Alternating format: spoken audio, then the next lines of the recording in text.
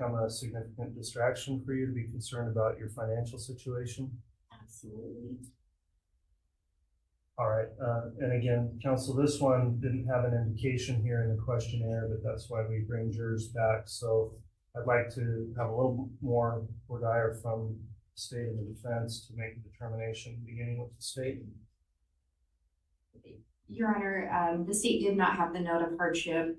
We did intend to talk about some other things, but given that information today, I think the state would simply make a motion to excuse this juror for cause based on hardship. All right, Mr. Pryor, response for the defense. Judge, I'm inclined to agree with the state. If the court would like me to elaborate a little bit about the level of that hardship, I would, but I think given the circumstances, I'd stipulate. I'll defer to the court. If the court wants before I elaborate some more, that would be fine. But given the statement, I feel that the distraction of worrying about having a home to live in is significant enough for release.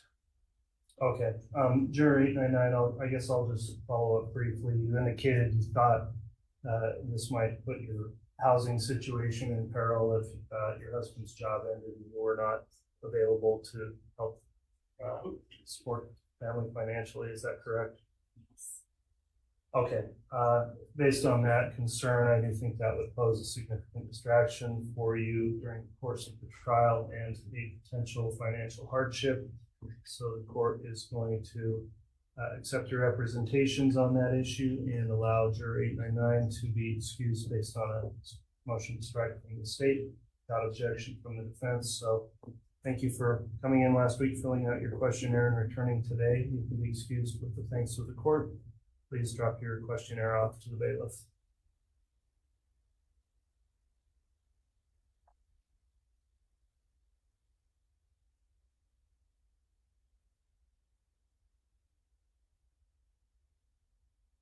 Next, talk to juror number 923.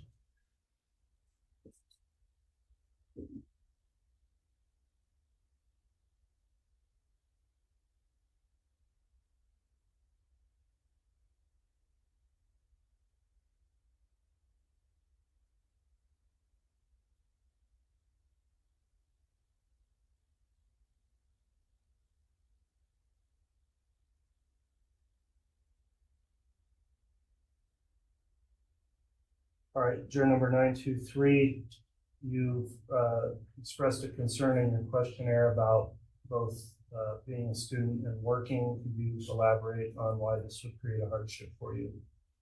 Yes, my classes probably go into mid-May and mode. We're not able to focus on those. And then I do work full-time as well, and balancing the shifts would be kind of hard. And then if I wasn't to work, and probably lose my apartment. Have you discussed your potential service with your employer? Yes, we didn't mention pay for the time. I can ask about that. They didn't say anything about it, so I don't think that I would pay, but they wouldn't.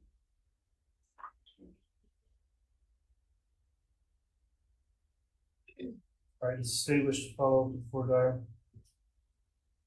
Your Honor, the state actually already had a note here as well on hardship. We had noted that she indicated she was a full-time student and that she worked full-time. I think given that additional information, just going off what we know today, it sounds like she would not be compensated for her missed work time. I think all three of those things together would create a hardship. So the state would make a motion to excuse juror 923 for cause based on hardship. All right, Mr. Pryor, as to juror 923. Judge, I was also going to request that the court excuse 923 hardship as well. All right, juror 923, then the court will sustain the strike raised by the state and agreed to by the defense, allowing you to be excused for hardship. Thank you for completing your questionnaire and returning today. Please drop your questionnaire off with the bailiff on your way out.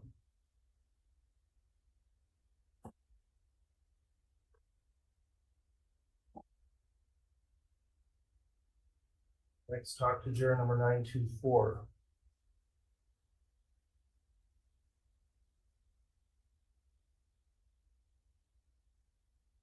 In your questionnaire, you stated, I have work out of town. You didn't have any other detail. Could you describe what type of work that is, when that would be out of town, and how it would impact you if you were during trial?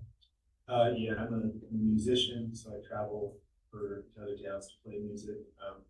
The work isn't always set. It kind of comes in as I go. So, like, in a month from now, I don't exactly know where I'll be, but generally the work is Thursday, Friday, Saturday, Sunday. So that just makes it impossible for me to leave town. And is that your sole source of income? Yeah, my wife and I are together, and we kind of share our incomes. So it is my sole source, though, yes.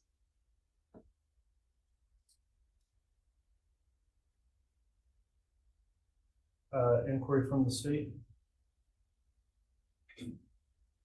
Your Honor, we also have, excuse me, had noticed that hardship of having to work out of town and had planned on following up. Given the additional information today, the state does believe that this would pose a hardship for Juror 924 and would make a motion that he be excused for cause based on that. All right, from the defense, Mr. Pryor. Judge, I also had a note to excuse this juror for hardship based on the fact that he has to make a living traveling outside of town, and I think that's a significant hardship to have to try to make a living, perform jury service while he's also trying to travel out of town to attempts to make a living. So I would excuse me. All right, court's considered the challenge there, given that that is your sole occupation and source of income. The court will sustain the challenge 924 as excuse for hardship. So thank you for completing your questionnaire and returning. You can drop that off with the bailiff on your way.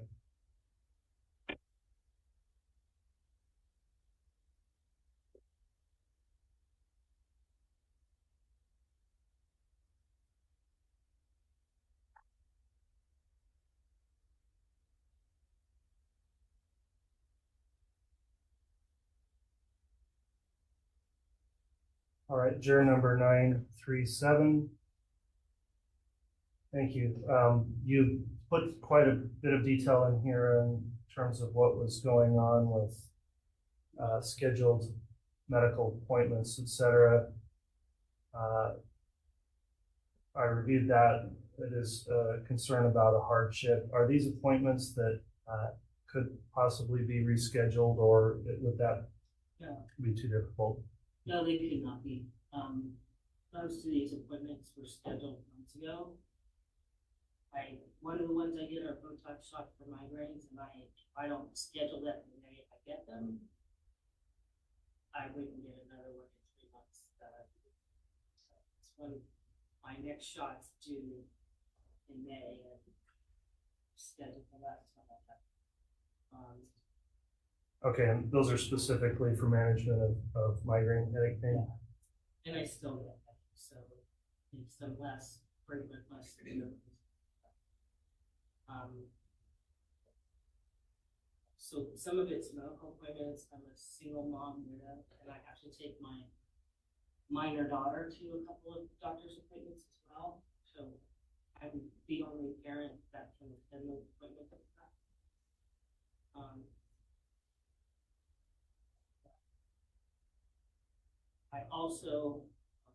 I usually work little bits of time,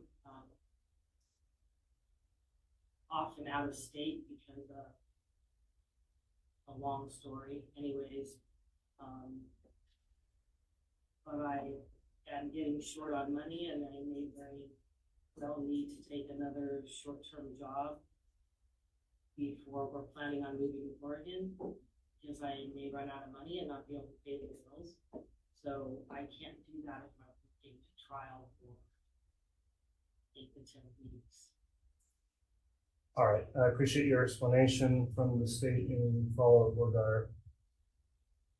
Thank you, Your Honor. We also had marked down to talk further with Juror 937 about the listed hardships. I think the court already went over the questions with regard to rescheduling that kind of information. Given everything from juror 937, the state would make a motion to remove her for cause for hardship. All right, from the defense. Judge, I concur in that motion. I had her marked as being excused for hardship. All right, juror 937, thank you for your service in completing the questionnaire. I'll sustain the motion of the state without objection of the defense that you stated a sufficient rationale for a hardship preventing your service in this case, given the length of the trial. So juror 937 may be excused. Please drop your questionnaire off with the bailiff on your way.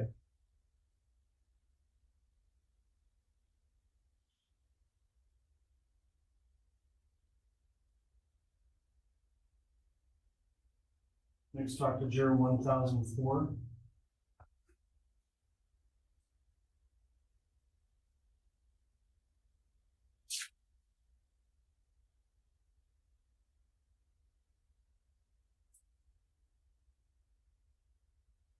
All right, raise your card, please. Yes, Your Honor. Thank you. In this case, you didn't indicate anything in the questionnaire. Would you please explain what's going on that would create a hardship at this point? Yes, Your Honor. As far as employment goes, I'd be able to retain that. And it'd be basically be FMLA and a protected pay. So it'd be coming out of my pay account or my time I've built up. It would require additional staffing to be called in to fill my position due to the nature of my job. The additional issue would be with childcare and the cost of childcare. My wife's current job that she'd be getting soon would be essentially a 9 to 5 every week for the foreseeable future.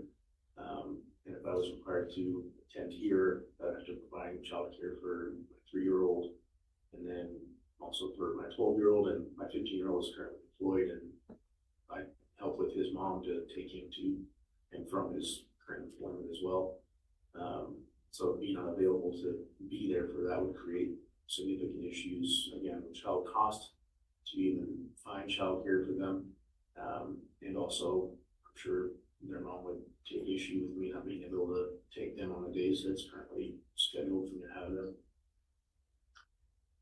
All right, you're currently a police officer, is that correct? Yes, Your Honor. And are you saying that your department won't, or your employer won't cover jury service? So I believe they will. I'm not clear. I've discussed with them the potential of needing to be here. I'm a little unclear, and that's entirely on me as far as exactly how that pay would go. I certainly would be compensated and certainly wouldn't lose my employment. But due to minimum staffing requirements for our department, if I wasn't available, there would be frequently days where other members would have to be called in on their days off to fulfill my position. Okay, thank you for the explanations. From the state, and Gordar. Your Honor, I just would like to clarify. I think I understood correctly. The concern sounds like when your wife's at work, you provide the child care. So I will clarify. So my current wife is the one that's beginning a new job. Her and I have my 3-year-old daughter together. My ex-wife is the one I have my 15-year-old, 12-year-old with. We have a custody schedule, and I would get them for part of the week, and she gets them for the other part of the week. So if I was unavailable, per the agreement, she would be the first one I'd have to ask to cover for that. If she was unavailable, then it would be a child care issue, trying to find care for them.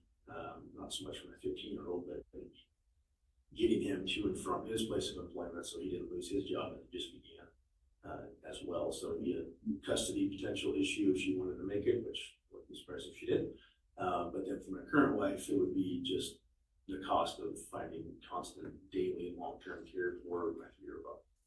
Because when your current wife starts her new job, you would be providing the child care for the 3-year-old at times, at least? Yes, ma'am. Okay. I just wanted to make sure I understood that. And you do not have child care already set up or anyone in place? So correct? We do have someone in place. I'm not sure if she's going to be able to fulfill every single day of the week during the normal work week.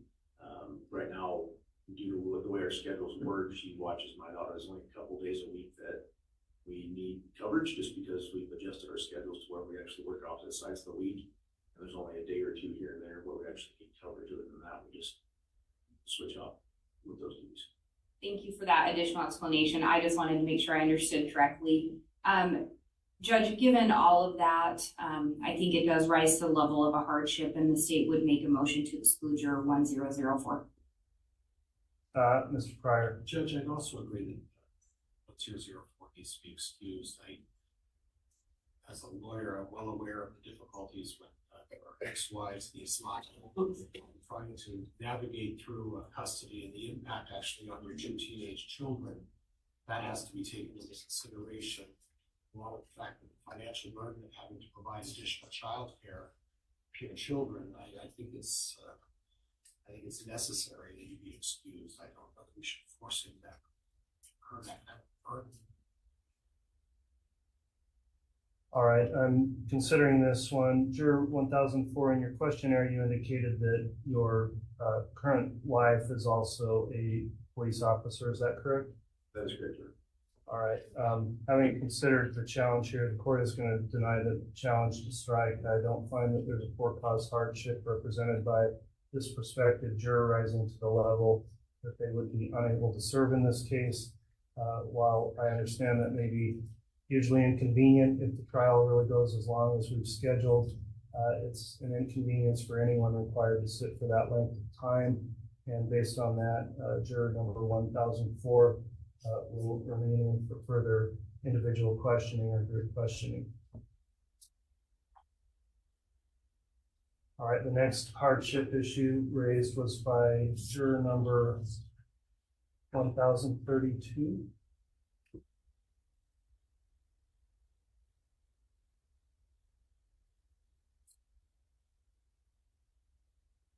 All right, thank you.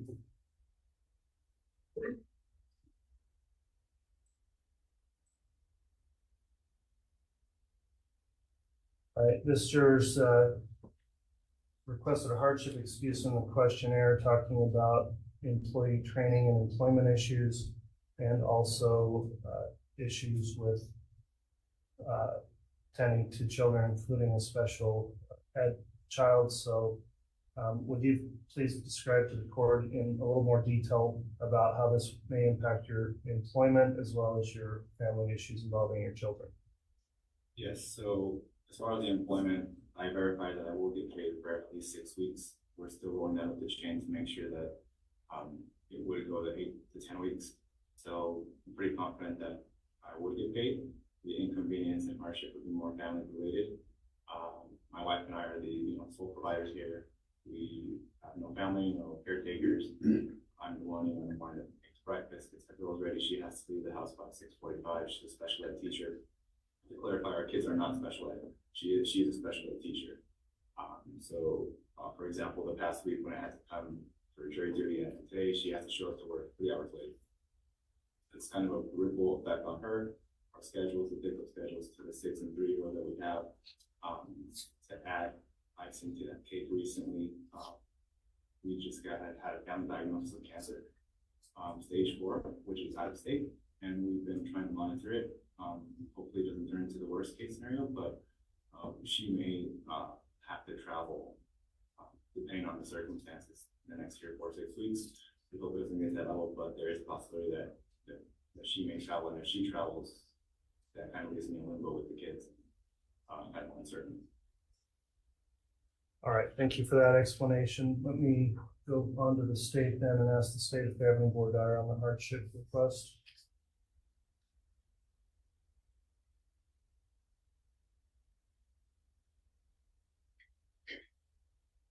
Judge, the state does not have any questions at this time. All right, Mr. Pryor. Sir, all of these things, the thought of, I'm sorry about the cancer diagnosis, I really am. All of these things that you just talked about are going to be distractions for you. That'd be fair. I think that's fair. And these distractions, are they going to be in any way impact your ability to listen to the testimony and make a fair and impartial ruling? In this case, is this going to be something that you're going to be thinking about and not focusing on the significant importance of this case? I think that's it. To say my mind will be wandering on other things, yes. Judge, based on that, I'm gonna move to excuse this juror for cause. All right, based on those further responses from the state, response to the motion to strike. Your Honor, the state has no objection. All right, given those previous responses, juror number 1032, the court is going to find that service in this case would constitute a hardship, disallowing their service. So I'll sustain that defense motion to strike. And you can be excused with the thanks of the court. Please return your questionnaire to the bailiff on the way out.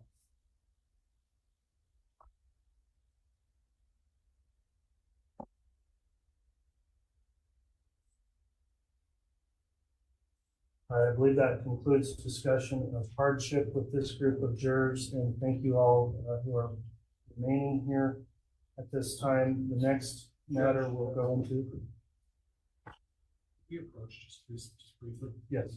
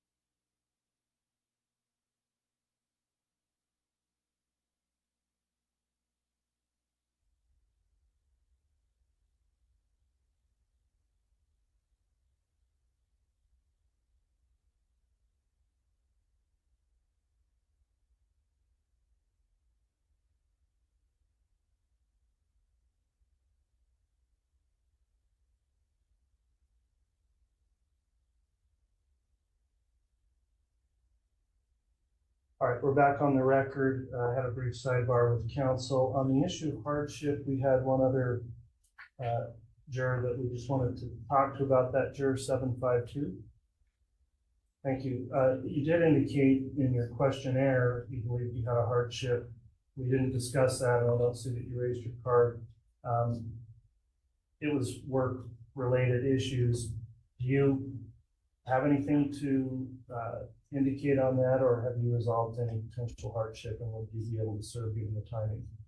So I am currently the CFO of the entity that I'm at, and I know everybody has time commitments, hardship and stuff. I do have a stay-at-home wife. I have spoken to the CEO of the company to let him know we're trying to figure out backup plans. I didn't, like say, I didn't feel we could potentially work around it, but if I get sequestered, that becomes issues around month end, quarter end. Those are always tough times.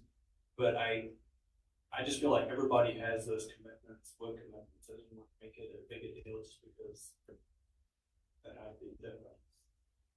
Okay, well, I appreciate that. With that in mind, then you do believe you, if required to serve here, would be able to do it and give this your full time and attention if that was the requirement and you were selected? Yes, I do. Okay, thank you for your responses on that. With that, if council has any further questions, I'll just allow that in the section of board diary, and we'll pass over remaining for hardship questions and move on. The next matter we're going to discuss relates to your potential knowledge of the case.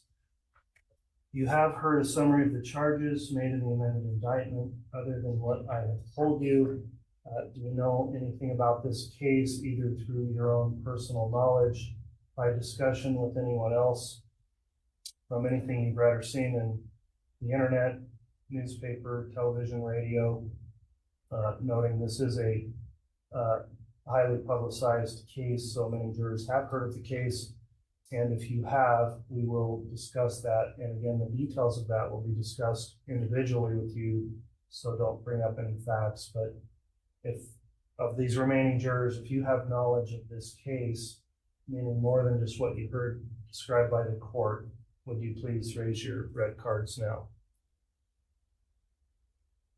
Okay, so we've got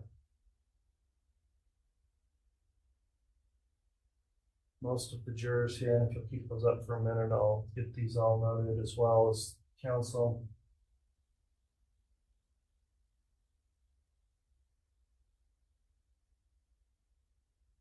Okay, thank you. We are going to move on. We'll note that and discuss that information with you individually as you're brought back in once we conclude the group questioning here. Next issue I want to bring up is as it relates to the charges in this case. I've read to you more than once now what the charges are, but this case has charges involving murder, conspiracy, and insurance fraud.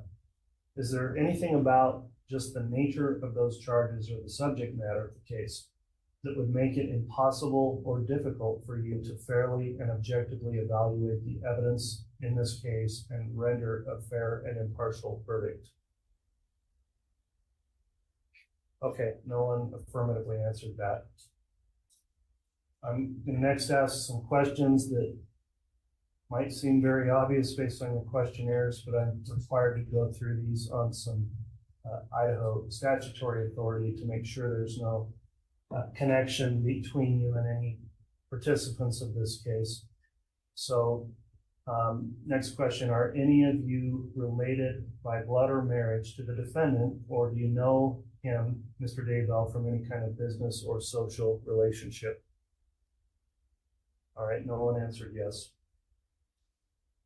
I'll next ask about any legal relationship you may have with participants here.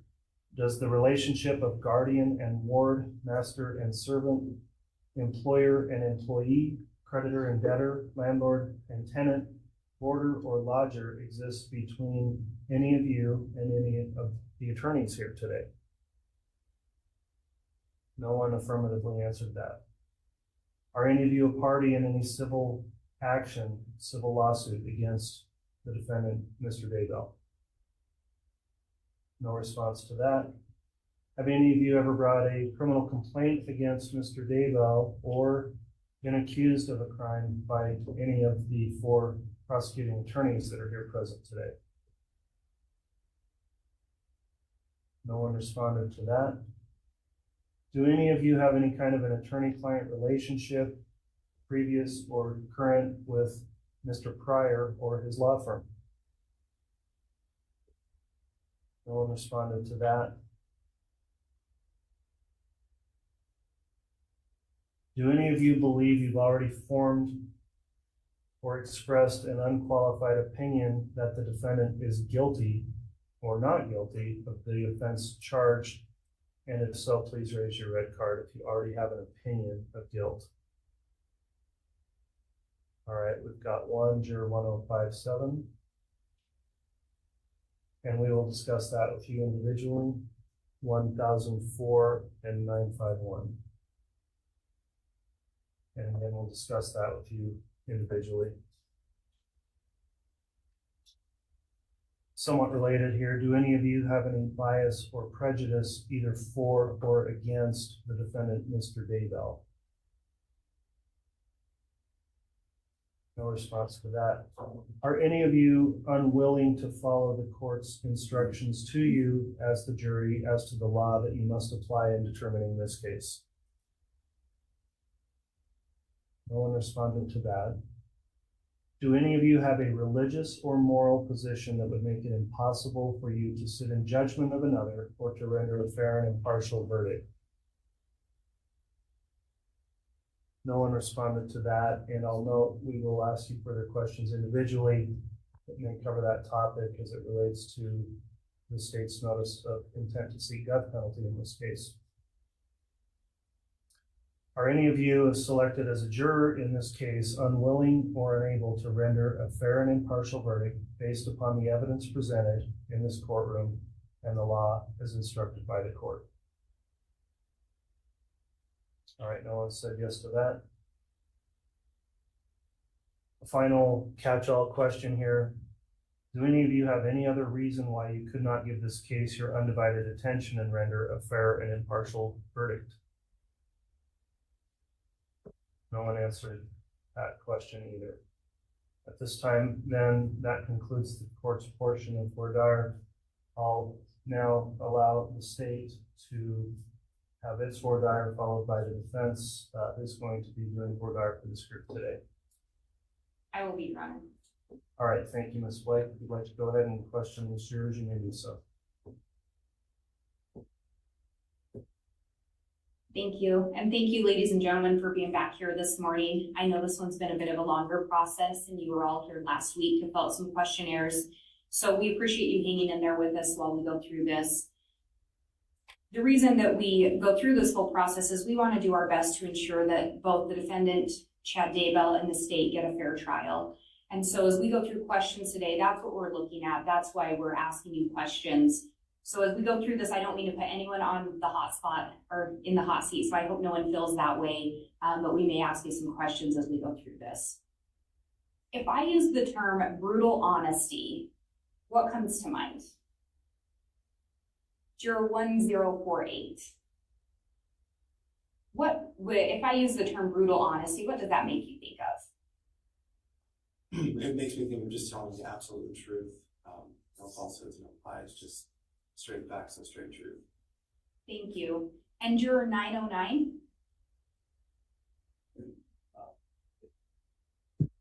Just that you would be completely honest regardless of how it might make the other person feel. Thank you for that. And the reason I bring that up is as you sit here today and answer these questions, we're going to ask you to be brutally honest. And so it's part of the process today. And then if selected as a juror, at some point, you're going to go back with your fellow jurors when the court instruction says you can start talking about the evidence and what you've heard. And you're going to start having discussions. And we want to make sure that anyone here can be brutally honest both today through this process and also when you go back into that group setting, that you can be brutally honest with each other and speak up. So that's why we talk about that. And I don't know if any of you know, to me, when I think of brutal honesty, one of my nieces comes to mind. So she was my first niece, and as this little girl, I quickly learned if I wanted to know the truth about something, I could go to her. If I wanted to really know how my hair looked that day or how an outfit looked, she did not hold back. She let me know. And I think we probably all know somebody like that, that whether it's a little kid or the filter, and I don't know if all of you know someone like that that's kind of your go-to to get that straight answer. And Juror 1057, I think I saw you nod at one point. Do you have someone like that in your life that will just give you that straight answer? The judge talked to you about the subject matter of this case, and we didn't have anyone raise their hand that they couldn't sit on this. As you're aware, this case does deal with several counts of conspiracy to commit first-degree murder, as well as several counts of first-degree murder. There was a question on that questionnaire. Some of the images that you may see in this case may be graphic, they may be disturbing. It's normal and it's fine to be disturbed by these images, but I just want to check, is there anybody on the panel today that have seen images of, say, children, and maybe not the best images, graphic images, disturbing images? Is that going to cause anyone here concern that they couldn't be fair and impartial? Juror 1057. Let's talk a little bit about that. It wasn't children, but my brother-in-law caught on fire and I put him out. And it's been a long time, and after filling out this and being here, more of those thoughts come to my mind. Of what you saw that day? Yeah. And smelled. So in your mind, if you were, and that's a fair answer, and so not trying to put you on the hot spot, but just asking a few more questions. For you, if you were to see images, would you be able to set aside any thoughts of your brother-in-law and be able to just look at the images and give them the weight you think they're due in relation to any other evidence presented? I think I could. Do you think it would be so upsetting that it would cause you any kind of physical or mental anguish to the point that you couldn't be fair and impartial? I don't know if I can honestly answer that, but I do know that I've been having trouble sleeping. And when you say trouble sleeping, did that start, do you mean since you've been selected to potentially be a juror? Yeah. And do you feel that's impacting your life in such a way that it would affect your ability to sit as a juror in this case? I would hope not. Thank you for your honesty. When I talk about brutal honesty, that's exactly what I'm talking about. Has everyone here flown on a plane before? I see, I think everyone nodded yes. So when you get on the plane, you probably recall at some point they kind of tell you, hey, sit back or lay back, enjoy the flight. We're gonna arrive at our destination at such and such time. If instead of getting that announcement, the pilot told you, hey, so I'm gonna try to land the plane. I think we'll get there at this time and hopefully we land. Would you feel comfortable staying on that plane? I see a few people didn't respond completely. I saw a lot of shaking of the head. Juror 752, would you feel comfortable staying on that plane? Not knowing, I mean, I like to know where I'm going, and if there's uncertainty, I'm going to be questioning it, you know, trying to see if it gets some answers. I don't like just be blindly and just following. I'd like to see what's going on. And I appreciate that. Juror 922, how about you? I prefer my pilot to be competent and confident, I would say. And I think those are both very fair answers.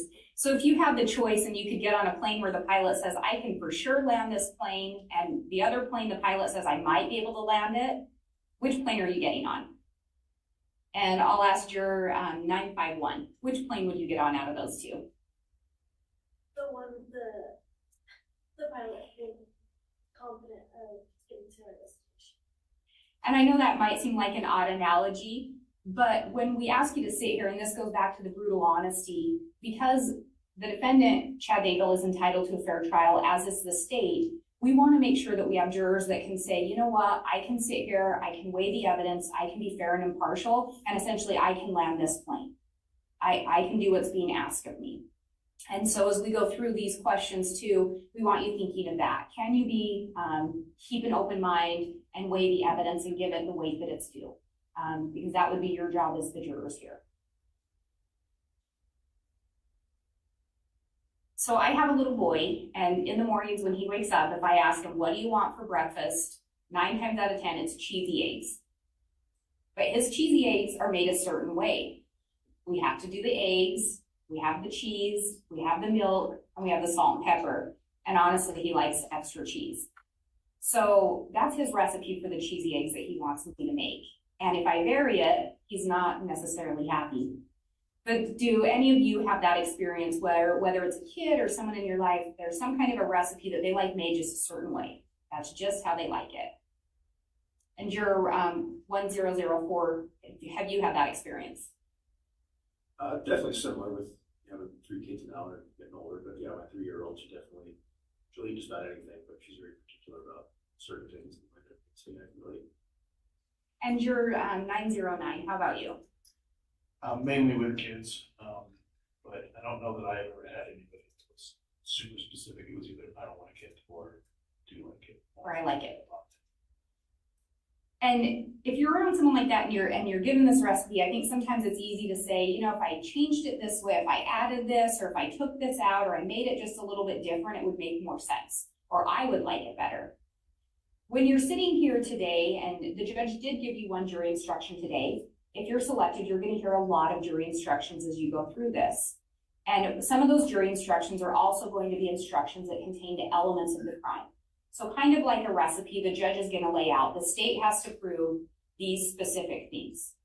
The state doesn't have to prove these other things, and the state has to prove all of them. And sometimes it's easy to look at those and think, well, this doesn't make a lot of sense. Why don't they have to prove this? Or maybe they shouldn't have to prove this. But we have to make sure that you can follow that recipe or that jury instruction as given by the judge.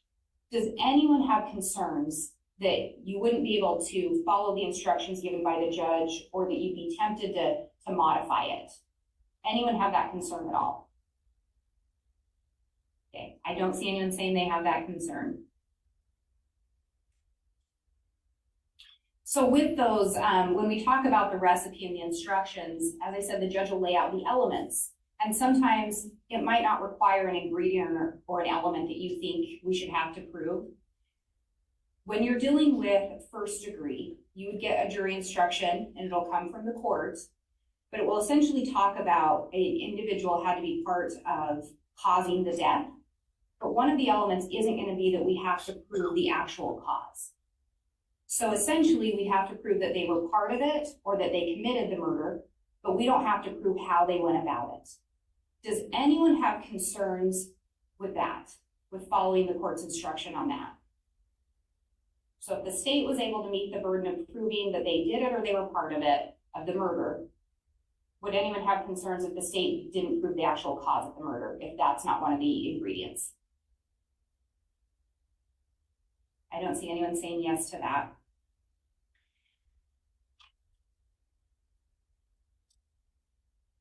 And again, you previously heard the judge give an instruction regarding conspiracy and talking about it being an agreement by 2 or more persons to commit a crime.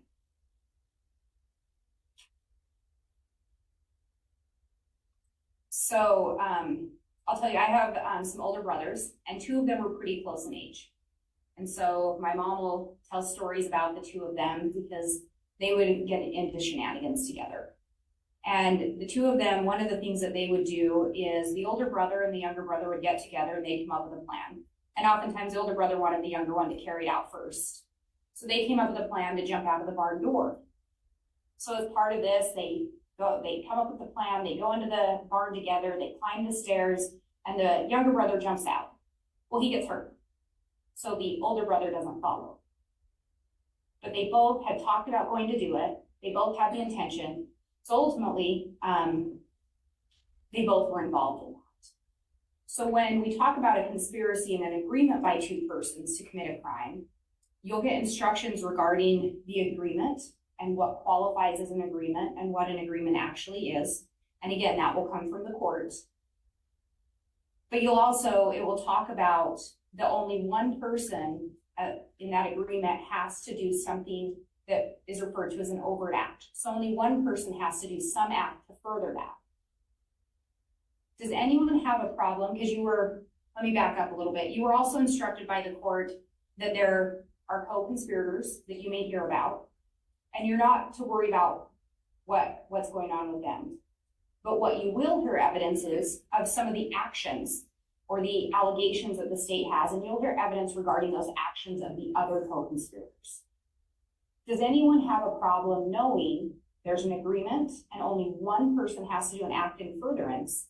Does anyone have concerns that person A may not have done the act in furtherance of the conspiracy and person B did? Does anyone have a problem then essentially holding person A still accountable? So like the brothers planned, both of them climb up the stairs, but only one jumps out the window. But they both planned it. They both were going to do it. Anyone have concerns about that at all? Thank you so much for your time this morning. I have no further questions. All right, thank you, Ms. White. Mr. Pryor, you can conduct voir dire for the defense. Good morning, ladies and gentlemen.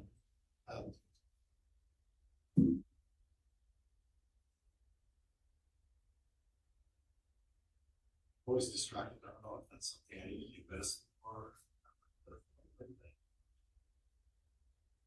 I'm here today to ask you a number of questions.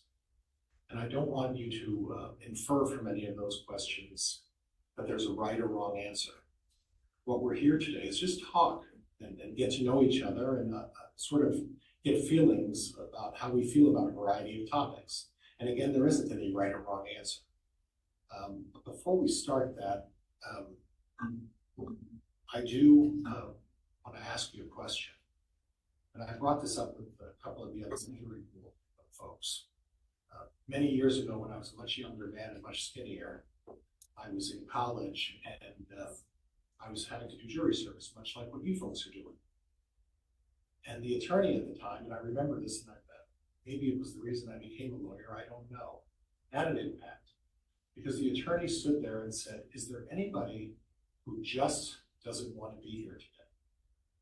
And I thought that was a very interesting question. And I didn't think long. And I raised my hand. Now, I'm not trying to dodge my responsibility and my civic responsibility to be a juror. That's not really what I was doing, because I appreciate that. And we have a law enforcement officer who's sworn to uphold the law and to do his best to follow the rules. And yet, I can tell by the distress of having to be here, and I can see it on his face, there's concern. And so I really want all of you, and the state talks about brutally honest, I'm going to touch on that a little bit later, but I need all of you to be honest with me. And you're not going to hurt my feelings. I can't speak for the folks over here, but I know that no one's going to take offense to that, because this is a serious case. And it's a complicated case. And we need all of your attention. We need it to be focused on this. And it's not going to be imputed to you that you're not doing your civic duty. And it's not going to be suggested that you aren't, faithful to our country, or all of those things that are at least important to me, but important to all of us. That's not the case here. But in all seriousness, I guess we have to really be honest about that. I'm not going to use the words brutally. I've got a strange adjective to attach to a statement of honesty, but that's their issue, I guess. But again, I'm going to ask this: is there anybody who just feels that what's going on in their personal life is so profound and so complicated, they just don't think they could, in all reality, do this very complicated job? Hold up your cards, please, if you feel that way. Nobody. Okay. We're here today, and you've heard the allegations from the judge. You've heard him, what he's had to say about the charges that are against Mr. Daybell. Is there anybody here who, at the present time, based on what the charges are alleged, believes that Mr. Daybell is guilty right now? At the present time that he's guilty right now. 1057? Okay, and 1004. And I guess I'll inquire, 1057, is there any chance that you're going to be able to change your mind in that regard, or are you pretty firm in your belief at this point? I will definitely weigh the evidence. Okay. Okay. You asked if I felt that, and I answered correctly. Okay. I answered honestly. Okay. Okay. And 1004, law enforcement officer, and I can understand that. I definitely would want to weigh the evidence. Would weigh the evidence. Okay, all right, thank you. Is there anybody here who can't sit for long periods of time, other than me? Is there anybody who is unable to sit, or because of any kind of health concerns, you're not able to, okay, 922. You have some concerns about sitting for long periods of time? I know I'm young, but I have had a kidney stone in the past. I'm already sitting here wishing for a bathroom break, I'm not gonna lie. Sometimes it's just, health concerns, it's difficult. Do we need to take, and I don't want to announce this, but do we need to take a break right now? Not on my account only, but if there's other people that need it. Judge, do you think you want to take a short break? I do, actually. Looking at the time, sometimes we lose track of how long these jurors have been captive before we get breaks and other court staffs. So it is late in the morning. Let's go ahead and take our mid-morning recess. Judge, I'm joining them. Okay, and we'll conclude then with additional defense for Dyer, but we'll go ahead and take a mid-morning recess at this time and try to come back in about 20 minutes. All right, please.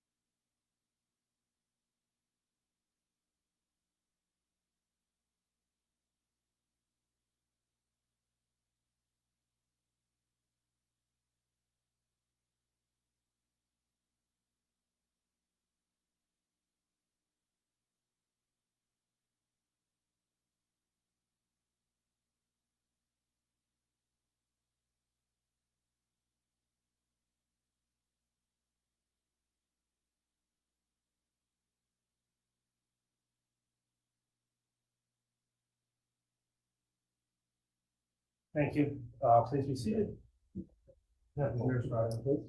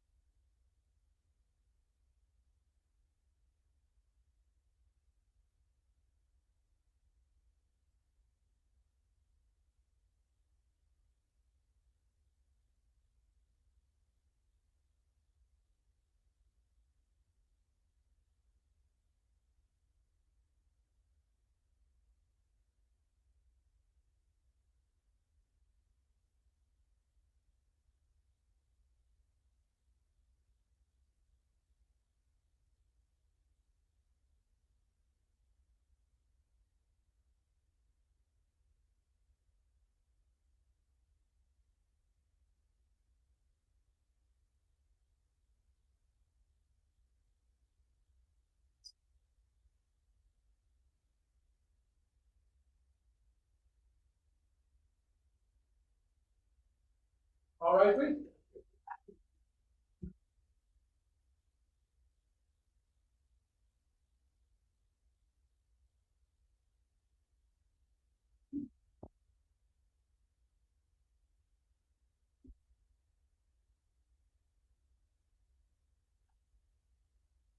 Thank you. Please be seated.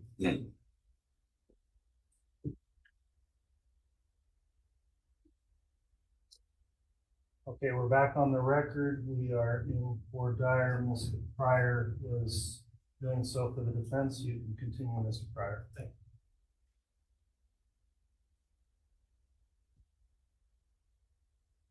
you. Ladies and gentlemen, I'll move on a little bit. Is there anybody in the jury pool today who knows any of the parties that are here today? Any of the attorneys? Number 10004. Yes, sir. I'm familiar with Ingrid Beatty. I've worked cases with her in Canyon County. And would you just, without too much specific, identify which one you say is Ingrid Beatty? He's the blonde. And there's no doubt that the two of you know each other. No, sir. And the fact is you worked on cases with her. That's correct. And you're familiar with her. Yes, sir.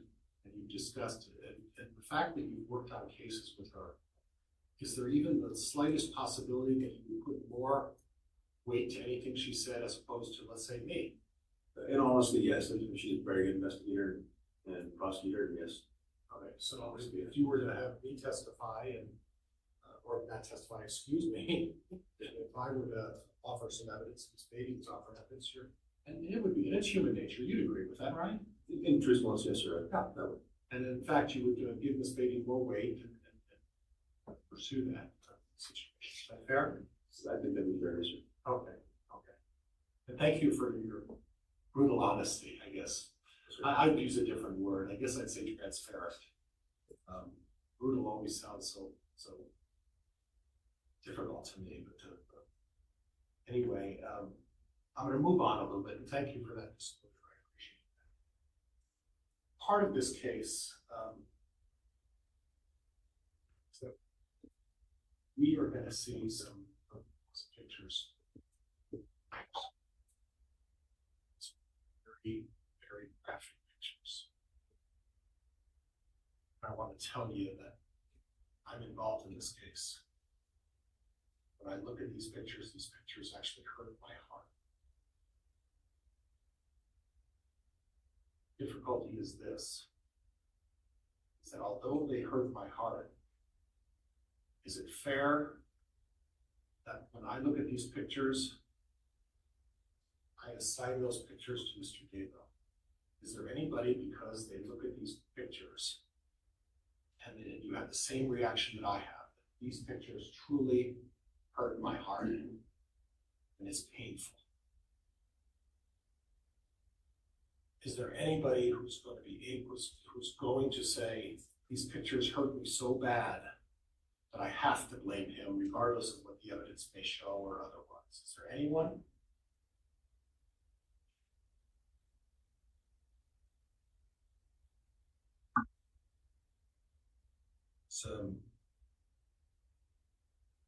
Juror number 791, is that your number? Yes. Okay. I you know, I see your reaction, like you're supposed to your facial. Are you trying to be strong, or is that something that you think is going to have an impact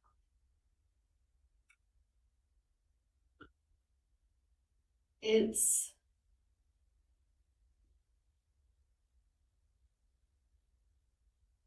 hard for me to say ahead of time. I would like to think that I will take all of the evidence and weigh them appropriately. I hold myself to a very high standard, and the nature of the case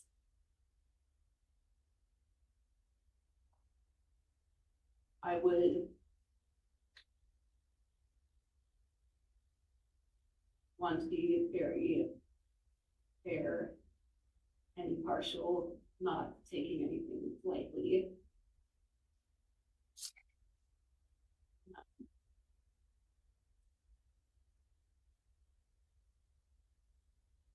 Due to the nature of the images that might be shown,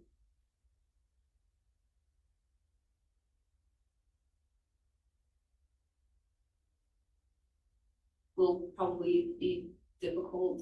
I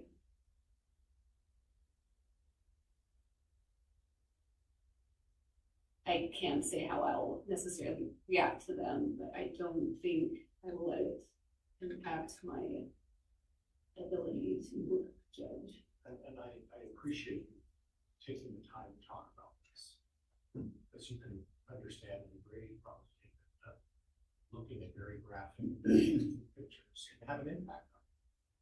But we need to be honest about that. I talked about that before. There's no right or wrong answer. This isn't a test that you get scored on. What we want you to do is to be able to look at the evidence as fairly and as impartially as possible. When either of us, whether it's these folks over here to my right or on my side, provide you with some information or to show you some images, they're going to be painful and they're going to be graphic. But what has to happen is that you have to look beyond all of that and say, I'm going to take the value of those pictures and look at those to prove some point.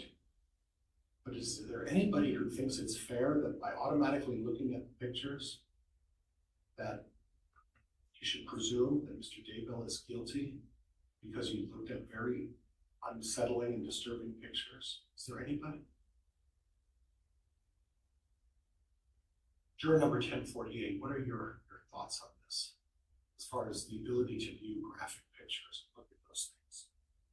I don't feel like I have any concerns. I feel like I'll be able to do what I'm asked to do. Okay. I've been in a line of work where I've had to learn to compartmentalize things, and so I think I'm capable of doing that. Okay. And I went to you because I'm going off of my memory. Hopefully it's still relatively intact as I get older. But my recollection, if I recall, is that you're the juvenile corrections person. Is that correct? That's correct. Okay. And I would imagine you do have to deal with those things, and you have to be able to compartmentalize and separate your feelings about certain things and look at things in the big picture. Is that fair? That's fair, yes. Okay, I'm going to switch gears a little bit, just a little bit. And I want to talk a little bit about bias, how we judge and view bias. And I think what I'm going to do, and please forgive me, officer, I don't mean to keep picking on you. And I appreciate your being very honest about that. But when my recollection of yours, correct me if I'm wrong, is that you were a traffic officer, is that right? I'm a patrol officer. Patrol officer, I used the wrong term, I'm sorry. Now, as a patrol officer, while you're driving down the road and you find someone who's breaking the law, like speeding, and you pull them over, okay? Now, I have a difficulty is that in my prior life as a lawyer, when I got pulled over by a police officer, I had a habit of just saying, yes, I was speeding, and then they would ridicule me with the particular law enforcement agency that I dealt with. They said, you know, you're a lawyer, why are you admitting the truth? And then I said, well, it's because I was speeding, and I was being very honest about things like that. Is that your usual experience, that when you pull people over for speeding, they immediately acknowledge that they were breaking the law? I'd say it happens more than not, but there's definitely some that Try to get out of it. try to get out of it, yes, sir. And there's various reasons people try to get out of things, right? And there's various reasons that people may not be particularly honest about things, right? I would agree with that, yes. And then one of those reasons could be they have an agenda. That'd be fair to say, yes. Okay, and that doesn't just apply to regular citizens, it applies to everybody, right? I would agree.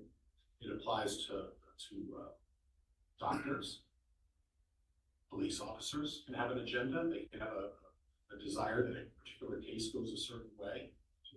Do you do that? I definitely have biases, everybody does, I'm not gonna say I don't. I definitely, I think just being professional, I remove those things. I can maybe assume a situation's gonna go a certain way or assume something happened, but I also know that if I'm gonna arrest somebody or if I'm gonna write somebody a ticket, I need to be able to prove beyond a reasonable doubt that in fact, whatever the violation or crime that we're dealing with happened. And you would agree with me that if like in your, I'll just stick with your profession, I'll get to some of these other folks, but in your profession, if someone has a bias, that's a troubling issue, isn't it? It can be if they let that interfere with making decisions, you know, in a particular case or something like that. Everybody, I would agree, has biases. You know, everyone has different opinions about a book they read, things like that. It's when it becomes an issue is when that, those internal feelings, internal thoughts based on whatever experience you've had in life, things like that. When you start to allow those to actually dictate your decisions, that's when we would have an issue, especially in my profession. Or you make a predetermined decision that this is what the results you want. That's concerning as well. It could be, yes. And that should never happen in law enforcement, should it? When it comes down to making actual charges and arrests, no. There's times where it's not based on experience. There can be certain perceptions from the situation that, based on training and experience, can lead me in a direction of either proving something or disproving that an event occurred or detail of it occurred or not. Okay. But the reality is that you shouldn't have that tunnel vision. You should look at the whole picture rather than trying to pursue an agenda. Is that fair? I would agree, yes. Okay. It's inappropriate for someone in a position of authority to inject their opinion and then pursue a matter because that's the result that they desire. Would you agree with that? I think it's solely on that, yes. And that's bias, right? Sir. Okay. Thank you very much for your answer. Now, the prosecuting attorney talked a little bit about conspiracy. Is there anybody here who doesn't know what the term agreement means? Please raise your hand if you know what an agreement is. Okay. Please raise your hand if you don't know what the term agreed means. A-G-R-E-E-D. Does everybody know what agreed means? Okay. I'm going to give you a little hypothetical. I'm going to inject one of you in this hypothetical, okay?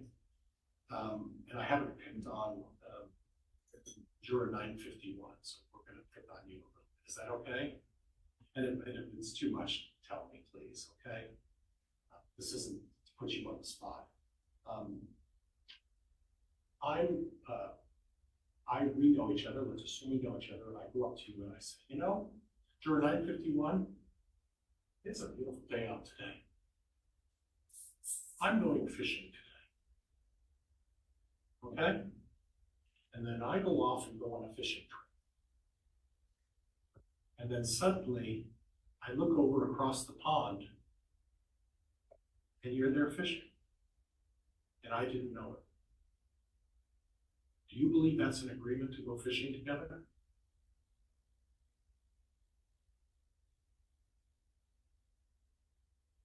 Yes and no. Okay. And why do you say that?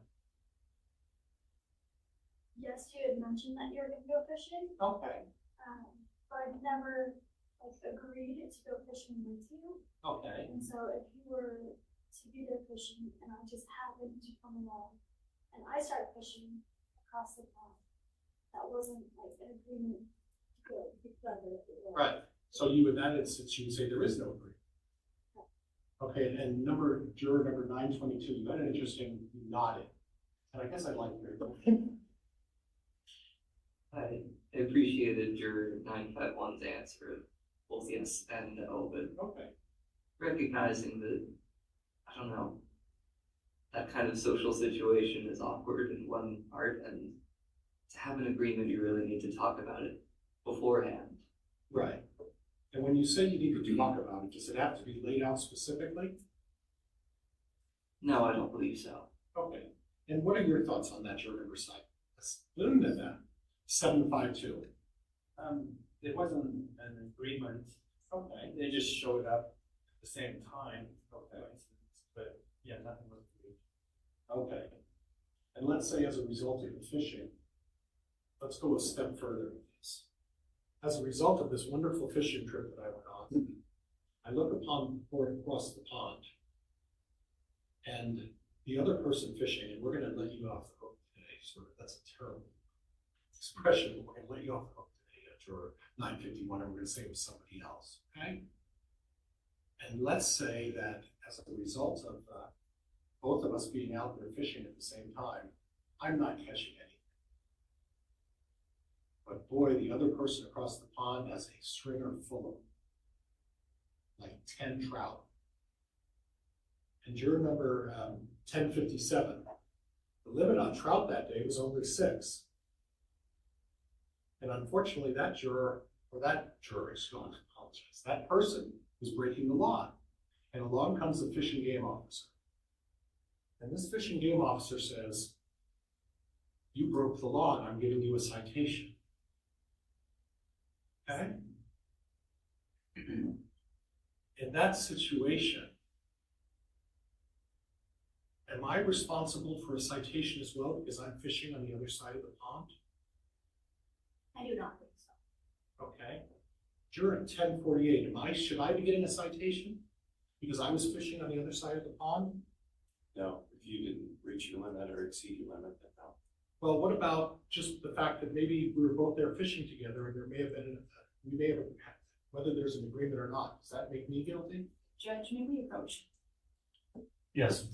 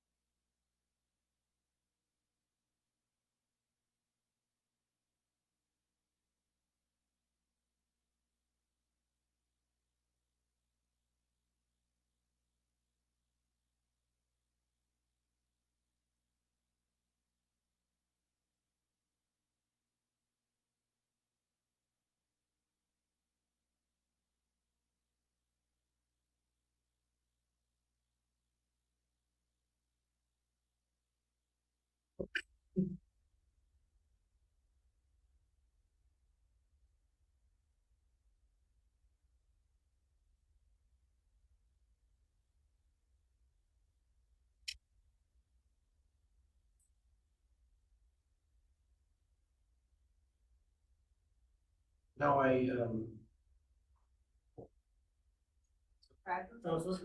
oops, I'm sorry.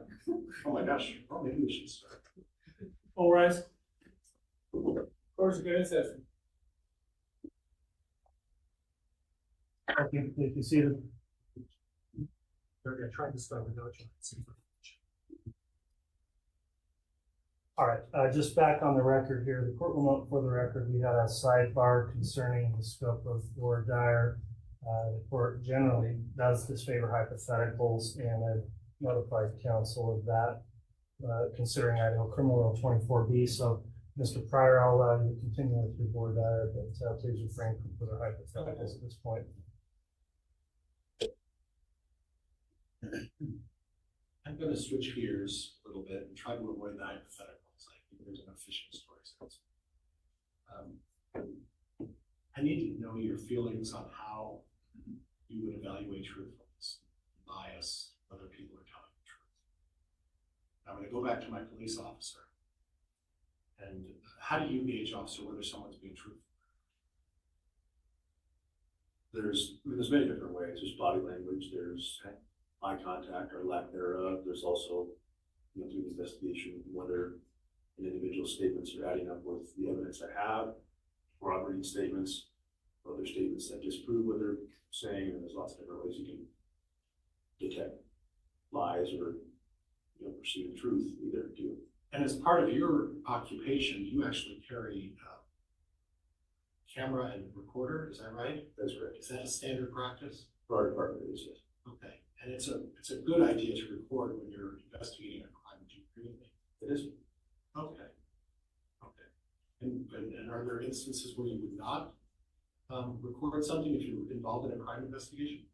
For my department's policies, it's if we're interviewing suspects, victims, or pretty much any contact with the public, we record. So That's okay, thank you. So if we move on to the issue of trying to gauge how someone's being truthful or not being truthful. There are various reasons that people are untruthful, okay? And in line with trying to give everybody an opportunity to talk, we'll go to 909, because I haven't done anything with you yet. What sort of instances do you see where people tend to be untruthful? When they have done something wrong. Okay. So right off the bat, if we're trying to get away with something, they tend to be untruthful. Would that be fair? Yes. Okay. Are there other reasons people are untruthful? Sure, little white lies. Okay, little white lies, that would be to a spouse or something. Sure. Okay. Or it could be bigger white lies. Let's say one of the people in the relationship is having an affair. Do you think people lie when they're in an affair with somebody else? Yes. Okay. And I'm going to go to 922 and I'm going to work my way through. Do you think that people tend to be untruthful when they're involved in affairs or unrelated relationships they shouldn't be in? Yes, of course. Okay. And how do you feel about that? About the lie itself? Well, about the fact that maybe someone is trying to cover up an affair. Would you think that's human nature to do that if you're engaged in that conduct? I'd say it most likely comes from a place of shame and guilt, at least in most instances. Okay. And I think we ought to be opposed to those feelings. Okay. What are your thoughts on that number, jury number 1048? Did you restate the question? Well, affairs, in terms of truthfulness. Is it a tendency for people to be truthful when they're involved in an affair? I would say it's probably a tendency to be untruthful if they're involved in an affair. And it's a way to sort of, like juror number 922 said, just hide your shame, or there may be other reasons as well, right? I would agree. But it's not uncommon that if someone's trying to hide a relationship of some kind, in your eyes, they would likely be untruthful about that, trying to hide that relationship. I would say that's the case, yes. Okay, all right, okay. Thank you very much about that. Your thoughts on that, juror number 951?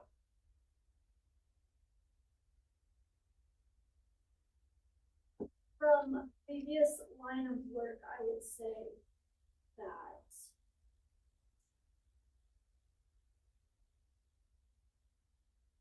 you restate that question? Well, what are your feelings about if someone's involved in an affair? Is that something that you tend to see where they would be truthful, untruthful, or would they just basically have asked and say, oh yeah, I'm doing that? I would say that when an affair is occurring, yes, they're going to be untruthful about it because we try to hide what's going on. Okay. All right. Folks, I want to thank you for your time. I appreciate it. I know this is the most comfortable thing to do, but it's necessary and it's important. And I think both of us, both sides, folks to my right here in the prosecuting attorney's office and myself, were striving along with the judge to try to get an idea of what your thoughts are and beliefs are. And again, folks, there's no right or wrong answer. All of you have a right to an opinion, and I think both sides are going to respect. I know the court's going to respect your opinion. So I want to thank you for what you've done today and having to go through this. I hope it wasn't too terribly hard. Thank you. All right, thank you, Mr. Pryor.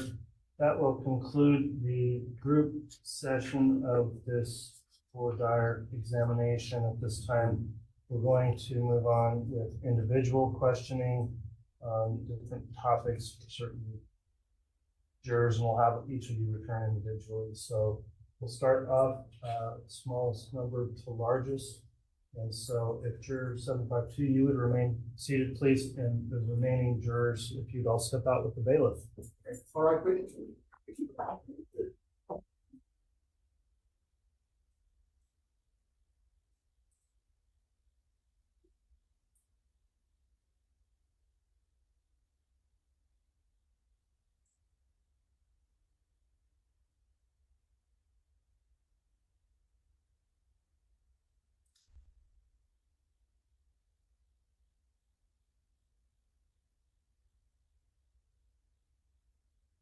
Thank you. Please be seated.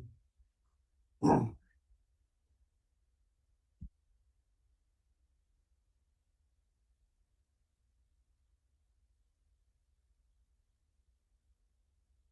right, for juror 752, upon review of the questionnaire, I think the only topic that we need to address in further voir dire would relate to questions regarding the death penalty. Is the state agreeing or have any further question on bias or hardship? I don't think so. No, Your Honor. All right, any further questioning before we get on to the death penalty questions with this juror, Mr. Pryor? Judge, no. I guess I just want to clarify a couple of things. Okay, if you go ahead and make sure your mic's on, Mr. Pryor, we'll allow you some additional voir dire on the hardship. Now, sir, you mentioned that there may be an opportunity for them to sort of cover your responsibility as the chief financial officer. Do you have an assistant or someone who works underneath you on the same duties? So I have a controller underneath me that can do probably 70% of the work that I do. My only concern is it gets sequestered because I plan on working in the evenings, early mornings, weekends and stuff to cover up the remaining things. So.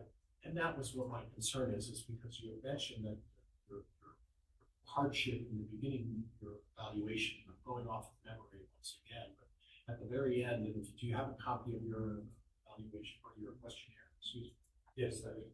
And if you return to the bottom portion, it's the very last page of your questionnaire, there's a comment there that talks about the fact that, please don't allow me to coerce you about it. But it seems to suggest to me that you intend to work while you were on your free time during this trial. Is that what I'm hearing? If there's, like say we leave at 3:30 in the afternoon, I'm planning to work the remaining part of the evening. And when you say the remaining part of the evening, what do you refer to? So probably till 7 o'clock. Okay. I mean, I'm used to working long hours, so okay. Is that your standard practice you're accustomed to working very, very long hours anyway? It just depends on situations. If it's not been called in, if we're going through a sale of the company a few years ago, it requires me to work a significant amount of hours. Well, I understand it's significant, and I'm not trying to argue with you. I'm trying to get a feel for whether or not I'm comfortable with you working, 5, 6, 7 hours after sitting in front of a jury and absorbing all of this information.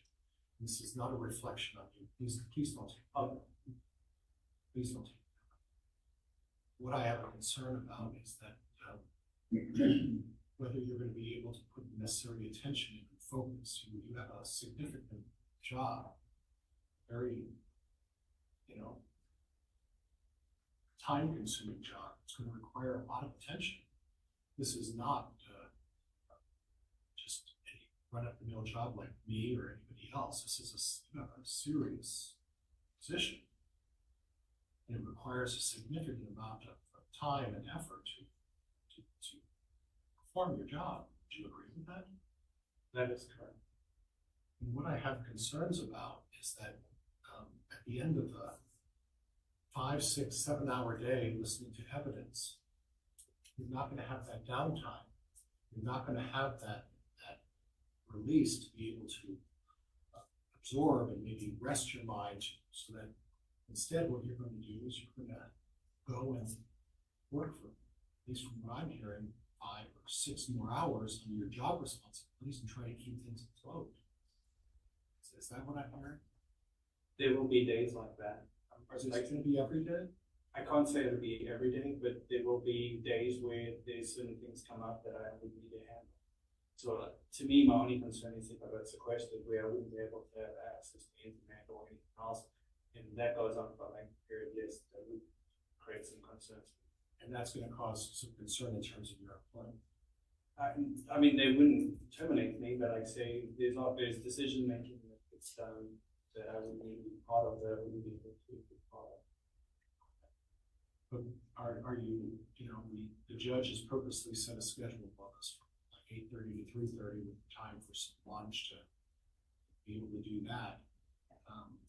What I have a concern about is the court specifically set a short time, and I don't want to read into the court suggested it's not like for you to do that, but I would imagine the reason he's doing that is because after 5 or 6 hours of engaging in this sort of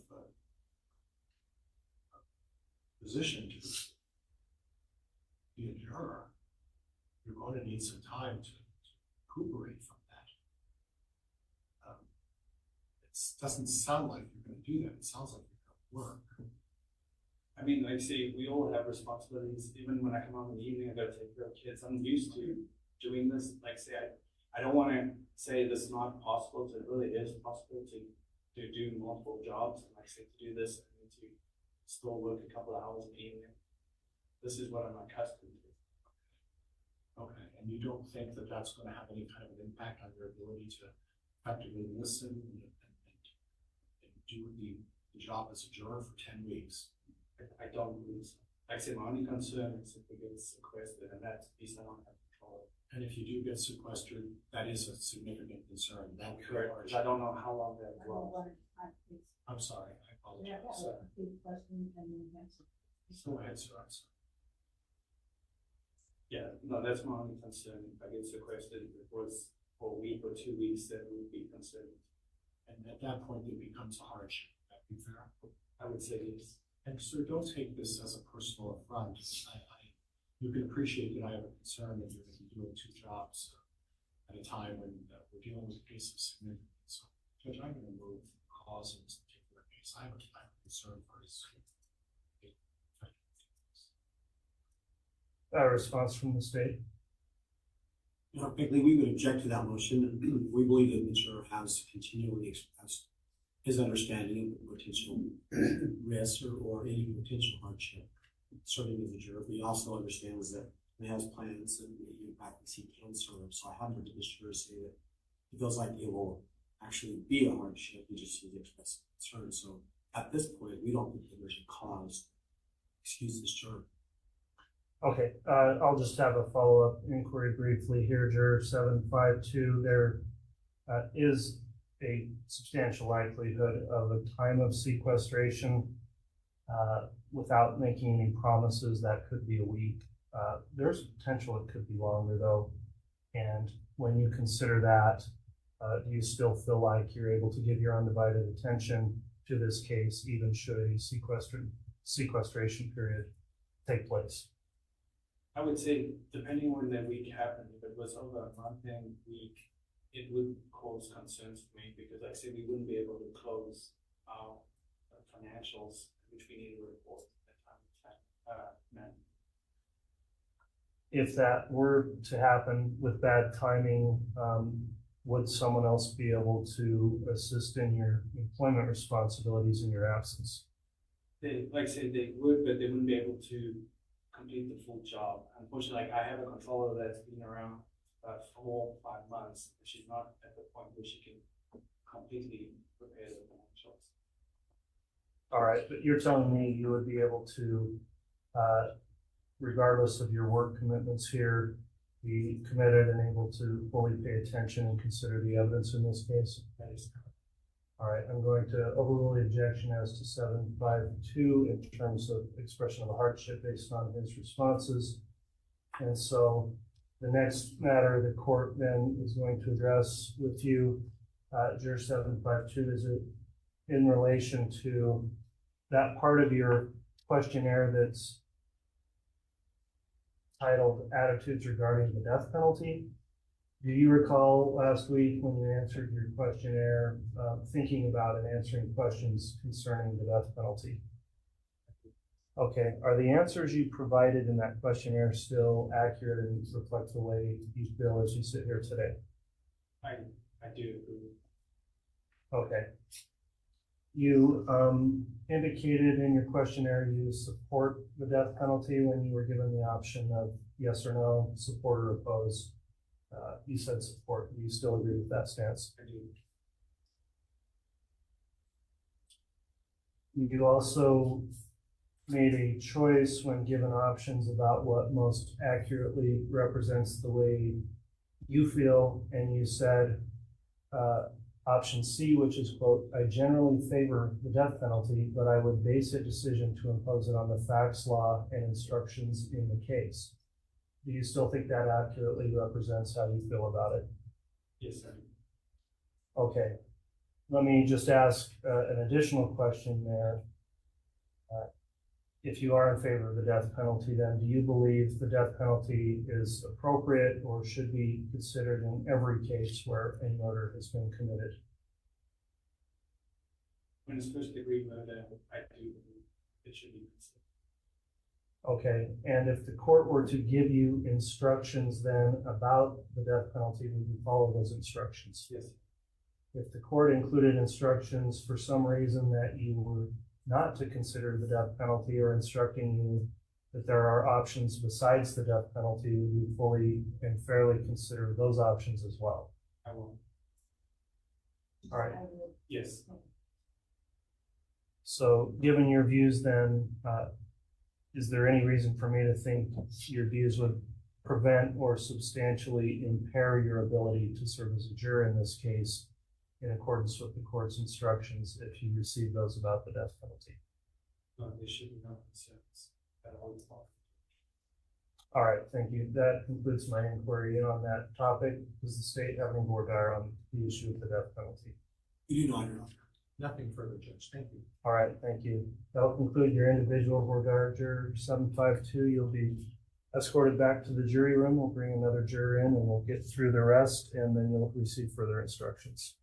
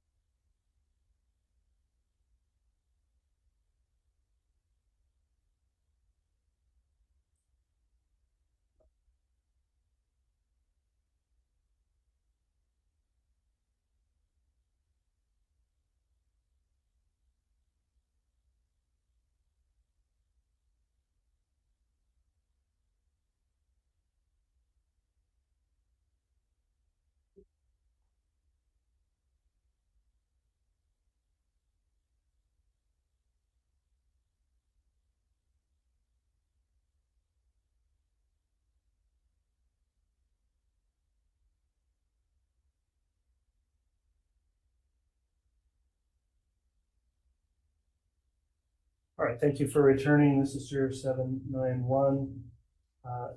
We've got some additional voir dire I think we need to conduct as it relates to potential bias, and that would be due to information this juror has about the case from previous media. Some expression of concerns also about guilt. So the court wants to start there with bias questions. If the state would like to conduct any voir dire, I'll allow that, and then I'll allow the defense. Morning. Morning. So I just wanted to ask you a few questions about some of the media exposure that you had in this case. In your questionnaire, you referenced some news reports and also some documentaries. Do you recall which documentaries that you watched? The two that come to mind, one was from I think it's ABC 2020, and the other one was a Netflix documentary. I watched it once when it came out. I can't recall the title, but it was specifically about Lori. And that's okay. On one of the questions in the questionnaire that you filled out, at the top of page 15, there was a question: could your knowledge of Chad Daybell prevent you from acting impartially in this case? One of the things that the judge is going to instruct you during this trial is that Mr. Daybell is innocent until the state meets its burden of proof. And the state would meet its burden of proof by introducing evidence during the trial. Nothing that you've heard thus far is evidence. Would you agree? Correct. Okay. Now, in answer to this question about your knowledge of Mr. Daybell, I believe that you were concerned that what you've heard so far would impact your ability to be impartial in this case. Are you concerned about that? I've been going back and forth on it.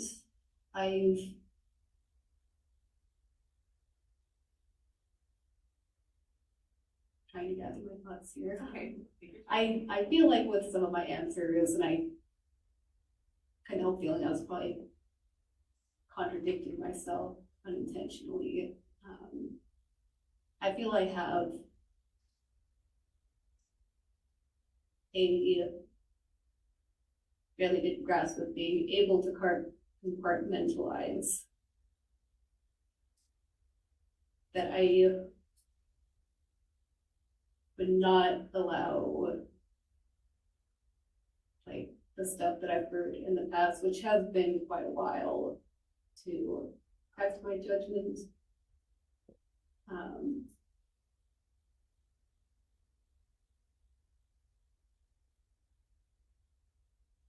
Yeah. Okay, fair enough. In one question toward the bottom of page 15, you had indicated that even knowing that news reports and documentaries are biased, the evidence points to guilt.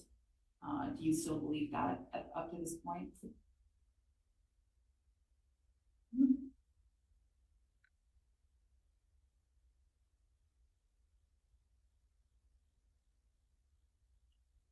I think I was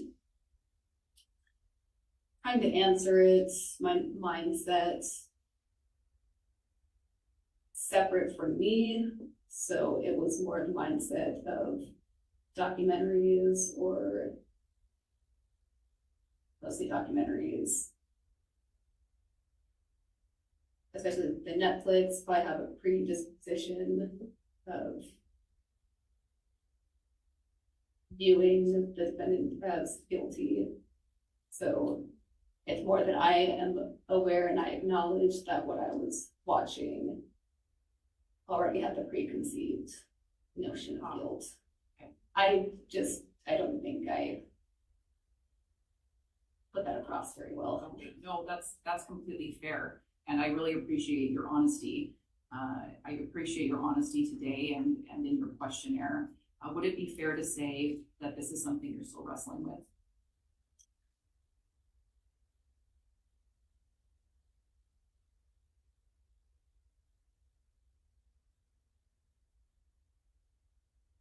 I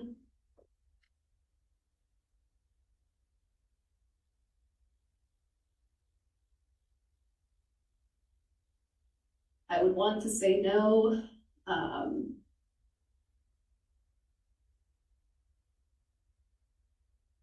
I don't know, parts of me disagree with that. And again, with the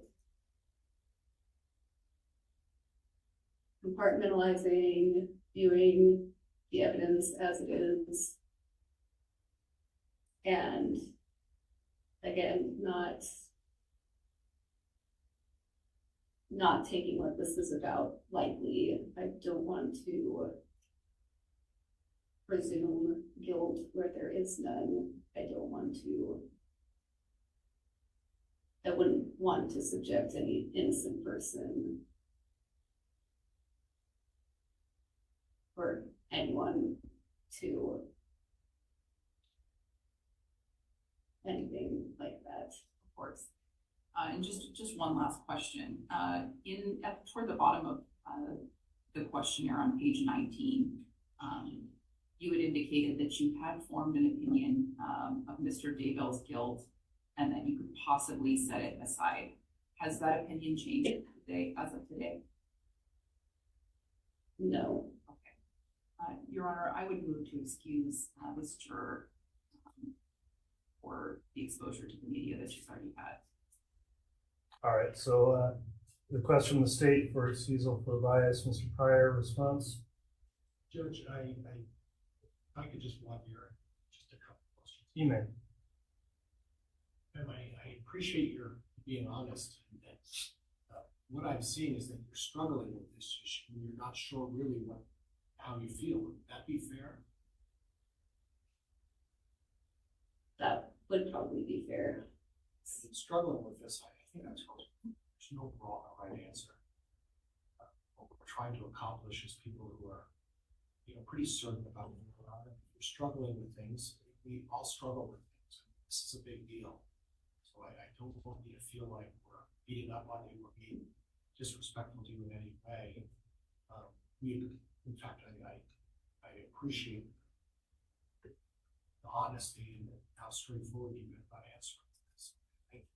Judge, I think I concur with the state. I just have concerns about something that she's just struggling. Very well. I've considered the responses in the questionnaire also. Juror 791, absolutely nothing wrong with being interested in cases, following them, knowing about them. As you have mentioned here both today and in filling out your questionnaire, sometimes they portray things in a way that will cause people to form opinions. I do concur that I think the opinion's been formed here. So based on the responses, I am going to extend the state's motion to strike for cause for this juror based on bias. So thank you so much for your responses today, for taking the time to complete your questionnaire, for returning back, and the court gives you sincere thanks. Please drop your questionnaire with the bailiff on your way out.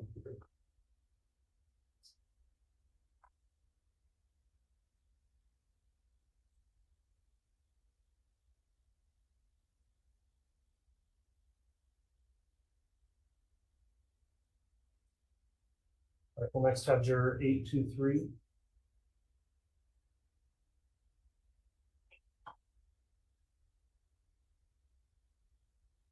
Do I need to please excuse? Did I miss? Oh, I may have. Oh, this is 823. I apologize. 823 was our juror who ran late, but I think is going to be returning maybe tomorrow. We'll talk with jury commissioner and I'll clarify that with counsel. So 909.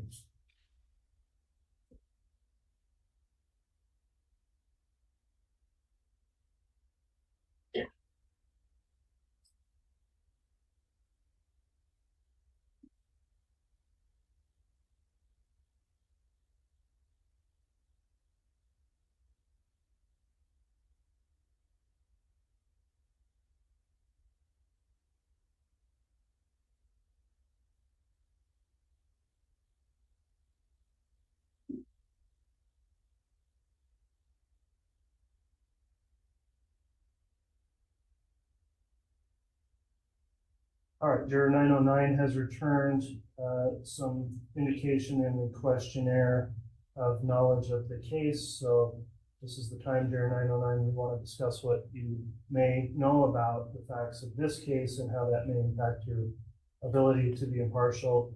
I'll ask the state at this time if you'd like to inquire more dire on that issue. Thank you. Juror 909. Looking through your questionnaire, it looks like you know a fair amount about this case. Is that accurate? Not necessarily this particular case, but I knew about the other case that Okay. this deals with a little. And are you referring to the case Lori Valley? Yes. And did you follow that trial? Not super closely, but there was enough talk about it that I heard stuff. So I heard some things about the trial. I knew the trial was going on. I knew that conviction. I knew that's about it. And with what you did know about that, do you think that could in any way shape your opinion about the presumption of innocence for this defendant going into the trial? I think it's possible, yeah. I think in your questionnaire, when it asked if any of your possible exposure to news reporting or the city around this case caused you to form an opinion, you said maybe, and when asked if you could put it out of your mind, you said maybe I could try to be impartial. I would like to think I could be impartial, but I can't help but wonder if evidence from the defensive side, the side of the defense would have to sway me, and I know that that's not. I'm not sure that I can say that he wouldn't have to do something. Sure. Sway me. So, and just so that, and there's no right or wrong answers. We appreciate your honesty. So, Your Honor, based on that response, the state would move to excuse juror 909. Appreciate your honesty. Response from the defense. Judge, I would appreciate his honesty. I appreciate straightforward about your responses about this situation. All right, juror 909, I've considered your responses to the questionnaire also. I do think that for you in particular for this case, not the best match as a juror since you have knowledge of the corresponding case, which has likely influenced your opinion of the defendant in a way that would be fair. So nothing personal again. This is just the information we're going through with each juror to ensure a fair and impartial jury in this case. So thank you very much for filling out your questionnaire, taking your time to come back today. You're excused from your jury service, and please drop that questionnaire with the bailiff.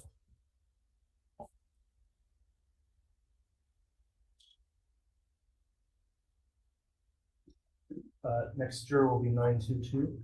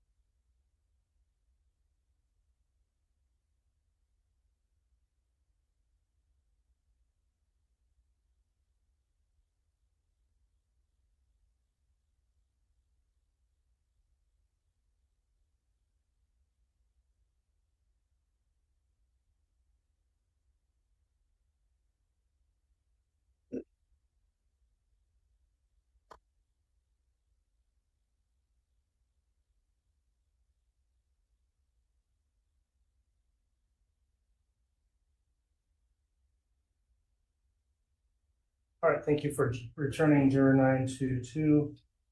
Just reviewing the questionnaire here, and I don't believe there was any expression of prior case knowledge here, nor concern necessarily about hardship. So as I understand it, with this particular juror, we would be reviewing questions related to the death penalty.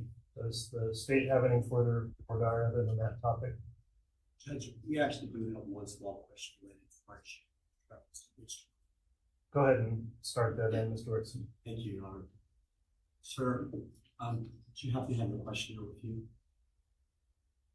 I do. I might just invite you to go to page 20 of the question.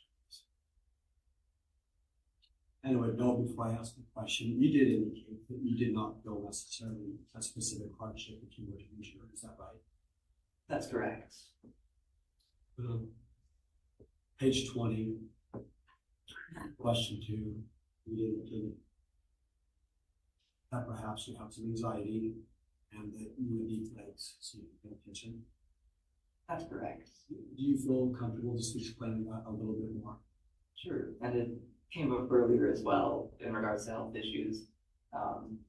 Both, I think physically and mentally, I prefer to have frequent breaks in order to process information better and so on. I think that I can perform just fine. I've done so academically, at least in my life, but I wanted to also recognize that I have those, I wouldn't even say shortcomings, just challenges that I face. When you say frequent breaks, do you have any idea what that might require for you? Say that in the worst scenario versus the best scenario. I think usually every few hours is fine. I know it's hard to judge simply because I have yet to be in a situation like this, and I can't necessarily, comprehensively predict how I might react to what is invariably difficult information. But I think that the structure of at least what I've experienced so far is manageable. So then just as a final question, in your estimation, as you said there today, you do believe that even though there'll be perhaps even distressing photos or graphic things that may cause some additional anxiety, you do feel like you can manage that and work it through that serve if you're chosen. Is that correct? That's correct. Thank you for answering the questions. Judge, I don't have any more questions. No, Judge. Okay, thank you. All right, so Juror 922, the next topic we want to go through with you relates to the section of your questionnaire that, and do you have a copy of your questionnaire there?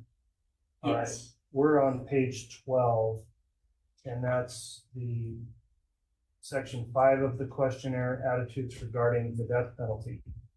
Do you recall going through these questions last week and answering them?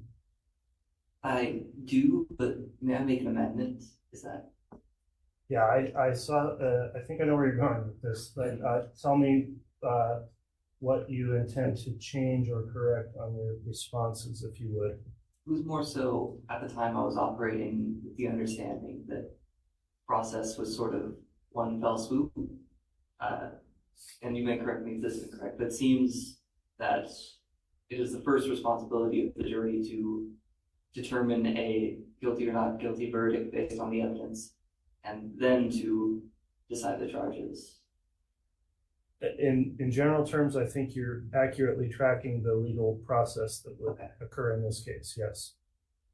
Okay, and while we're talking about that, well, let me first let you know that in this case, it may be necessary for you to make a determination in regard to the imposition of the death penalty or some other penalty. And remember that any penalty you're considering could be considered as if it is absolute and would be carried out in the case. So with that in mind, a few questions.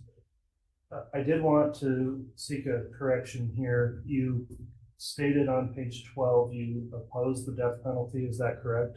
Yes.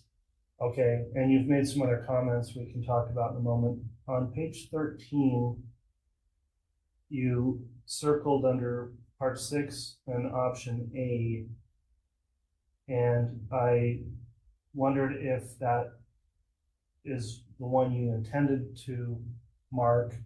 That's the option that says, if a person is convicted of murder and the death penalty is requested, I will always vote to impose it regardless of the facts, law, and instructions given in the case. I would say that's correct, yes. Okay, I'm wanting to make sure we're tracking on impose versus oppose. So support or oppose the death penalty, in other words, for or against it, you said oppose, and you made some statements. That circle A is to always impose it, would be to give someone the death penalty. I see where you're going now, and I did indeed circle the wrong option, just based off of an oversight in wording. Okay, and I understand where that occurred, and again, I'm not trying to influence or have you change that. It's just a diametrically opposed view there. Would you do me the favor of reading through these options again under part 6? And if A is not what you intended, let me know which option you believe most accurately represents your feelings. And if you need to take a moment to do that, please don't feel rushed. Certainly, thank you.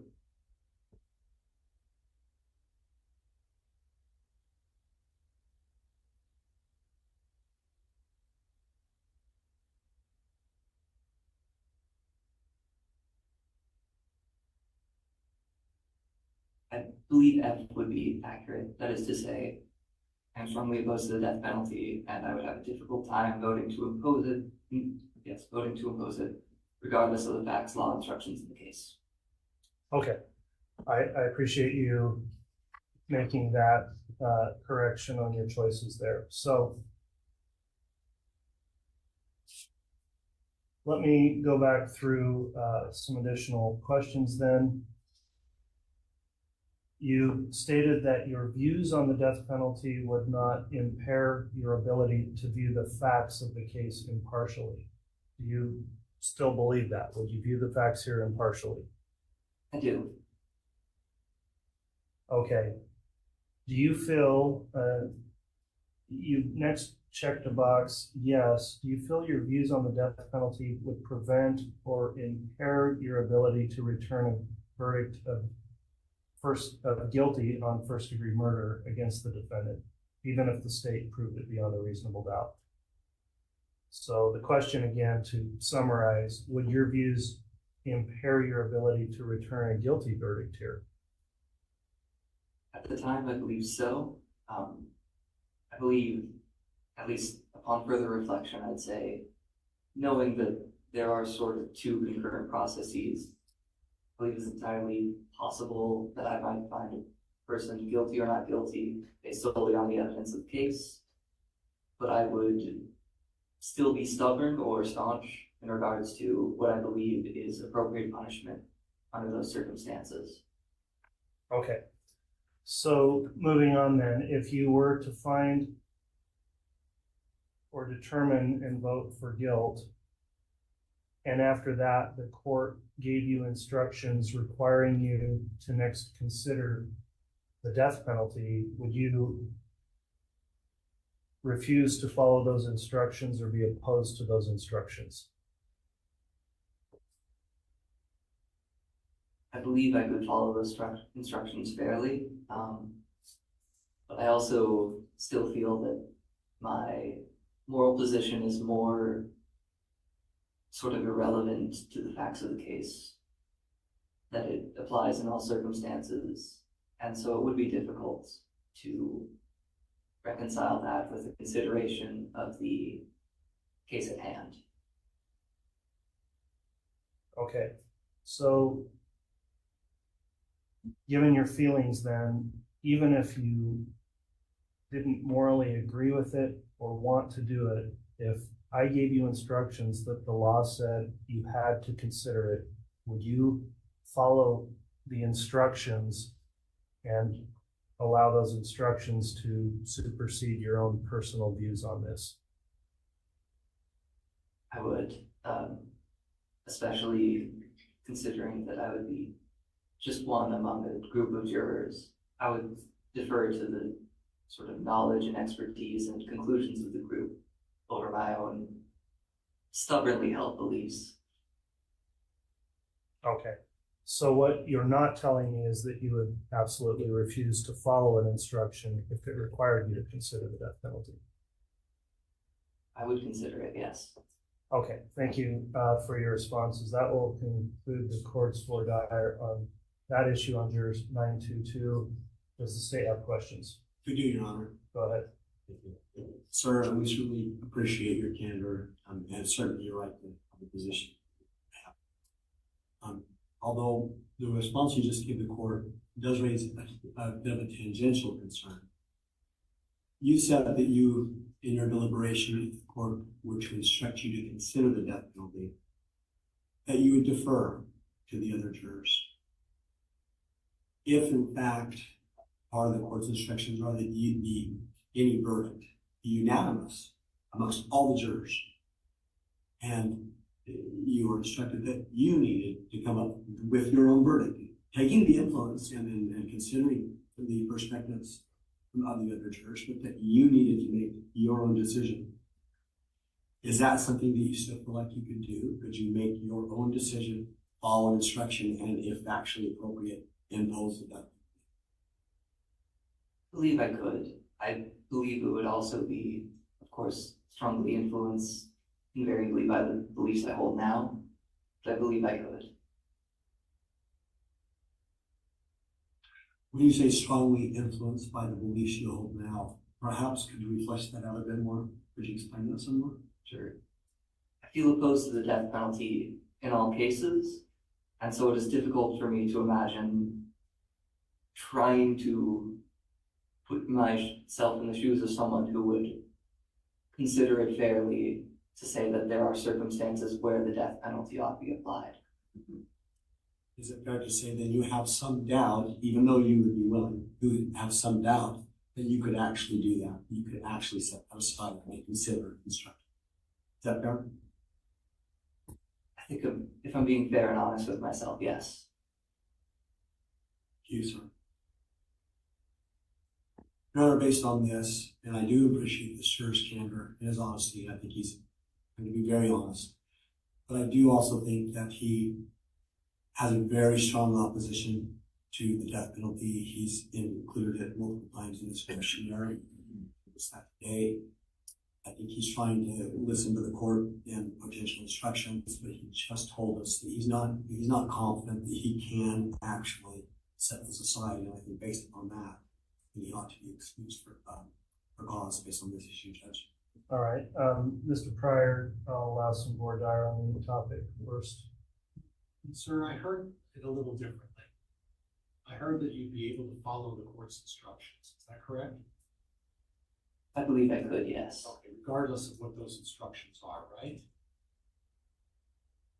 Yes, and also with consideration that the instructions are or will be, in the case of a guilty verdict, to consider the death penalty. And please don't allow me words out. Just let me walk through this. I think you correctly identified, and the court recognized that. You recognized the first part of the process is determine whether there is guilt or innocence. But once the guilt or innocence is determined, then let's assume that there's a guilty verdict. That's not to imply anything with Chad, but let's assume there is a guilty verdict. At that point, the next process is for you to weigh whether you would vote for life in prison or whether you would impose the death penalty.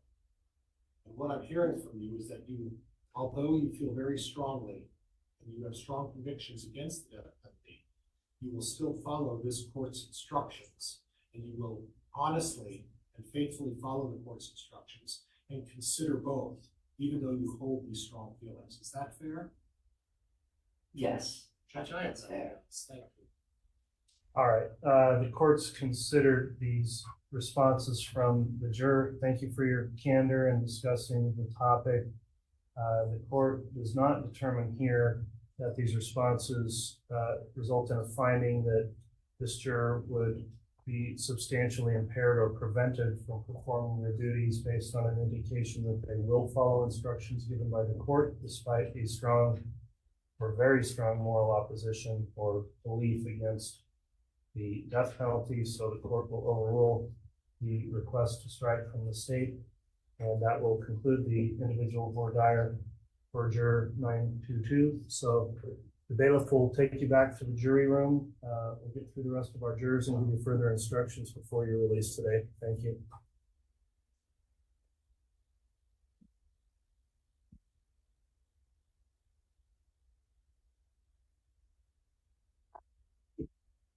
let's next talk to juror 951.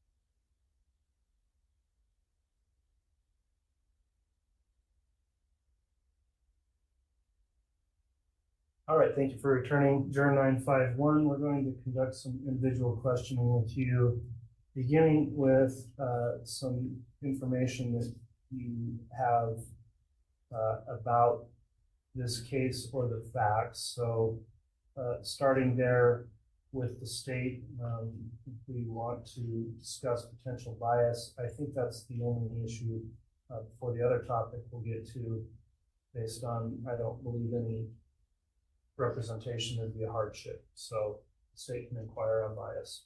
Thank you, Your Honor. Good afternoon. So in your questionnaire, you indicated that you've had some media exposure to this case. Correct. About how much media exposure do you think you had? When the case had eventually first started, a lot. To be completely honest, 100% a lot. Once it died down for a little bit, my thoughts died down. But after I had started my job with Idaho, it had gotten brought up multiple times. So you had some conversations at work about it? Yes, not like me individually having a conversation, but like hearing others talk about it. And so you hear people talk, and then you have your own thoughts that conclude into your head. Just out of curiosity, what were your thoughts at the time? I am a very forward person, and so I'm the type of person that I want to know the facts, and I want to see evidence, and I want to know the whole picture before I put pieces together to come up with a solution or the answer. Sure. So did you form an opinion about the case and who might have done what?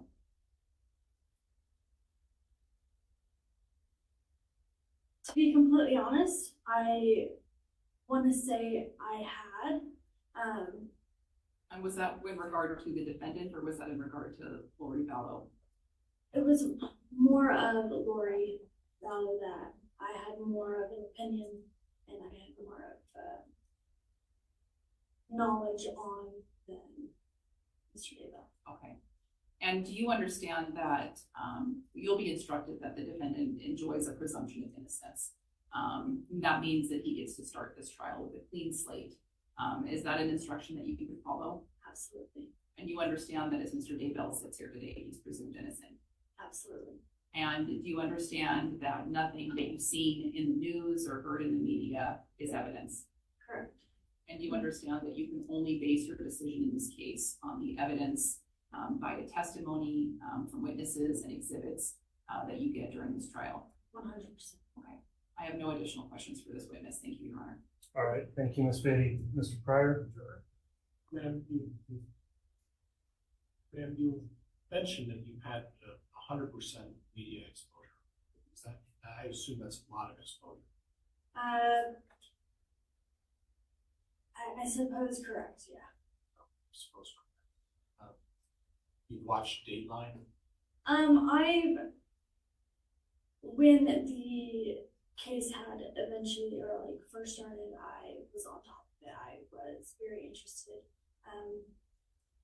Not only from my previous career, but I also have always had the thought of becoming some sort of law enforcement. So I am always to watch anything that has to do with the news. So you're an inquisitive person, that be fair? Correct. You're curious. Yes.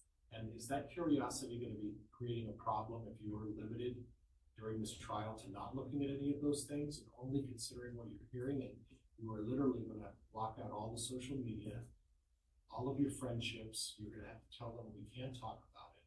And there's no right or wrong answer. Everybody, we're all different personalities, right? Correct. I imagine we're two different personalities. But it's a difficult thing to block out. You mentioned that you work at IDOC, and then people started talking about it. You had to make an effort to sort of block that out, right? Absolutely. And it's a distraction, right? To a point. Okay.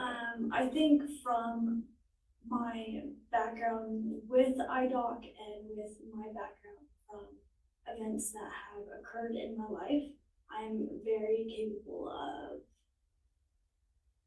putting things to the side and keeping things, I can't really say hidden, but like to myself, not to like discuss anything to anyone. So if I understand what you're saying is that you, and one of the other jurors mentioned it was the term compartmentalize.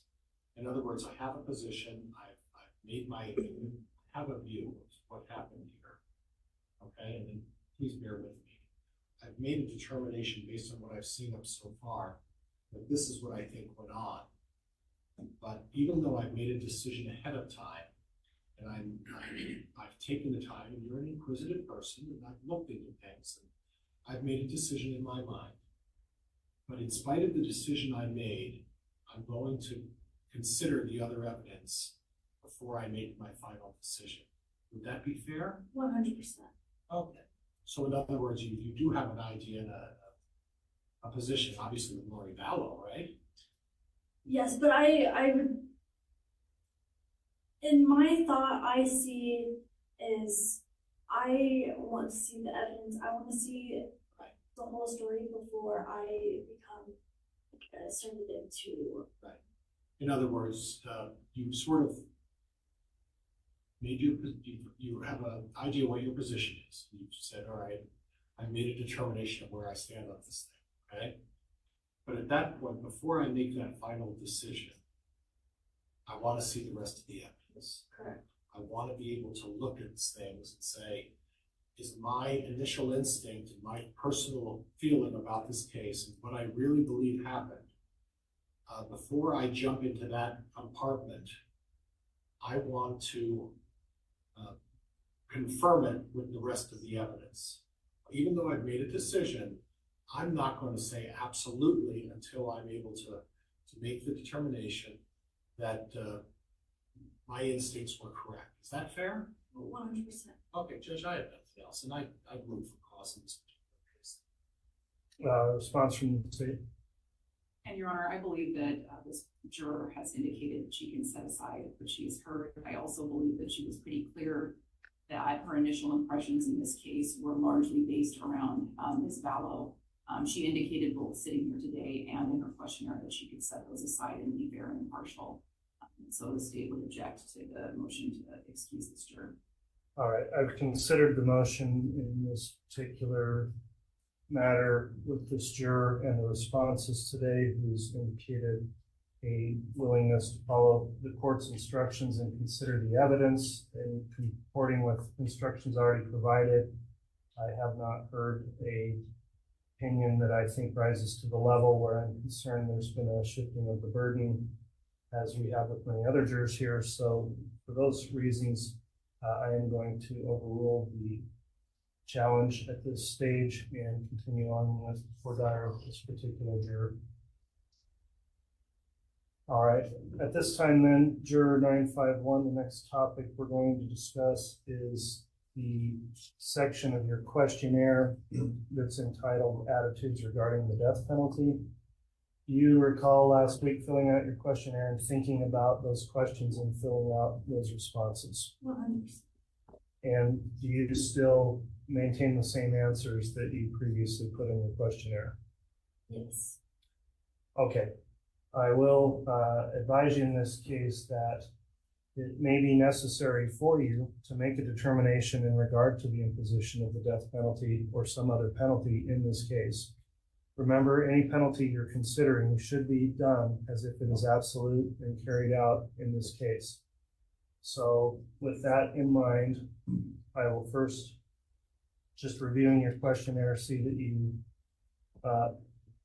checked the box saying you would support the death penalty, and you also said you strongly agree with the death penalty. Is that your belief here today? 100%. Okay. You are given a series of choices about what accurately represents the way you feel about it. You checked an option under 6 feet, and you said, I am strongly in favor of the death penalty and would have a difficult time voting against it, regardless of the facts, law, and instructions in the case. Do you recall selecting that option? Okay, so knowing that you support the death penalty, the next question I'm going to have, and it relates back to that answer, is do you believe that the death penalty should be considered or given in every case where a murder's been committed?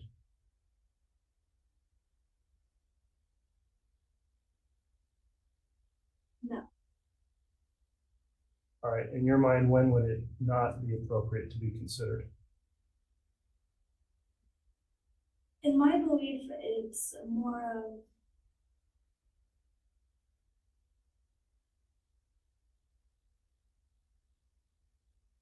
trying to figure out the best words.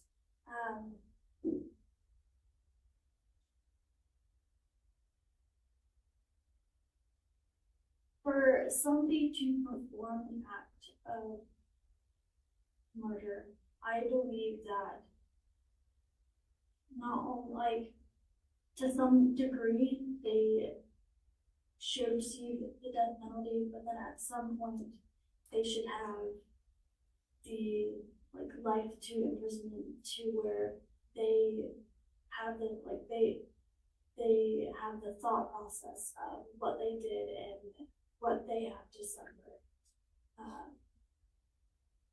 And family members to the victim what they have to suffer. So it depends on the crime, or like it depends on the murder. Okay. Going back to your option B you circled here, you said you would have a difficult time voting against it regardless of what the instructions were in the case. If you are given instructions, are you going to follow those instructions, or do you think your view on it would impair your ability to follow the instructions if the instructions, for example, said you are not to consider it in this case?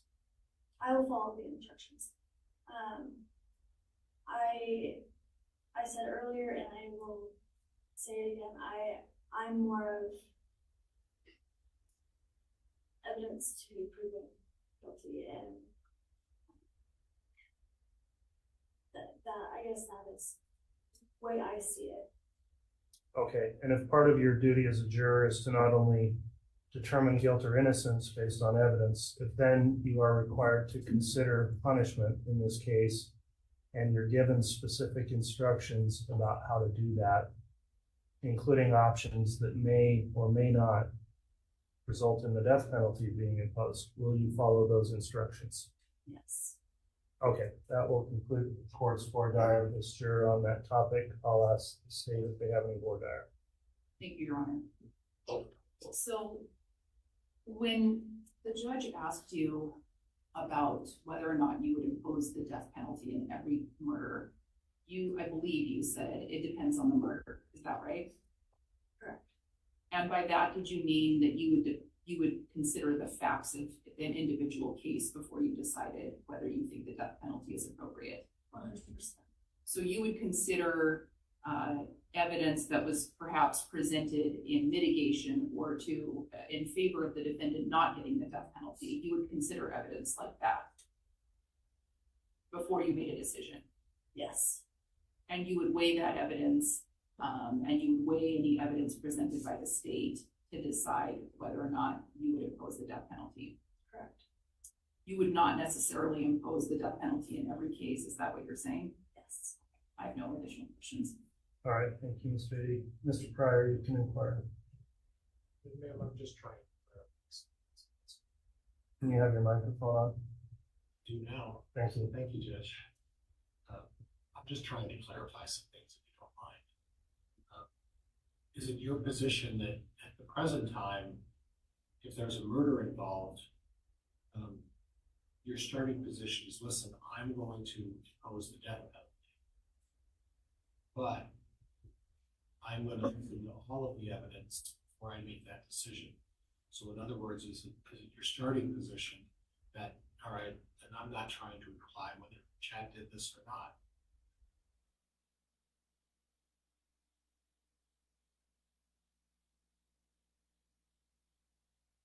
Your starting position to say, all right, I'm going to vote for the death penalty unless I see something that convinces me otherwise. Would that be fair?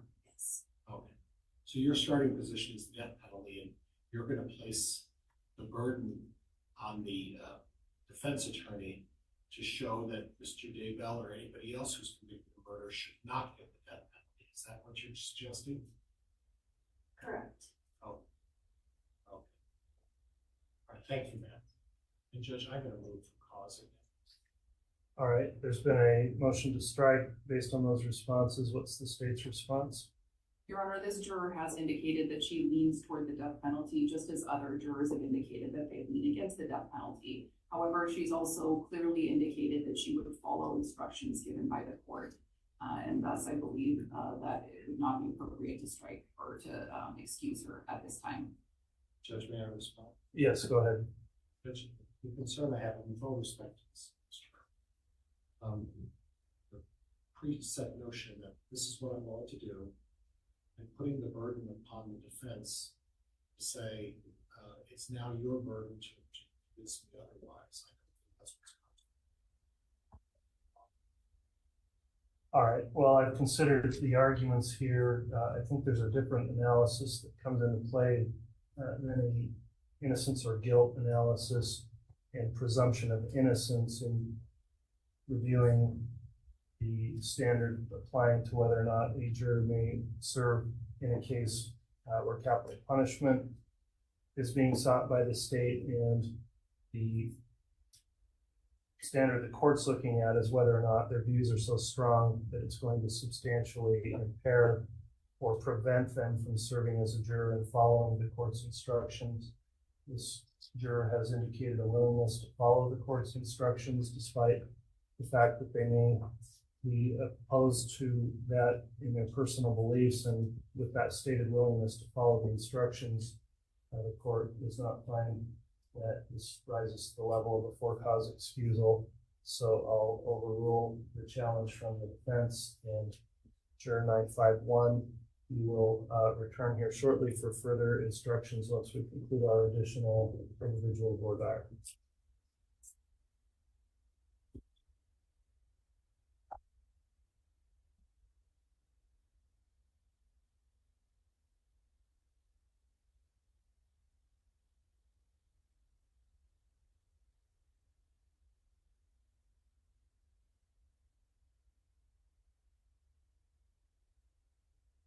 So 1004 will be up next.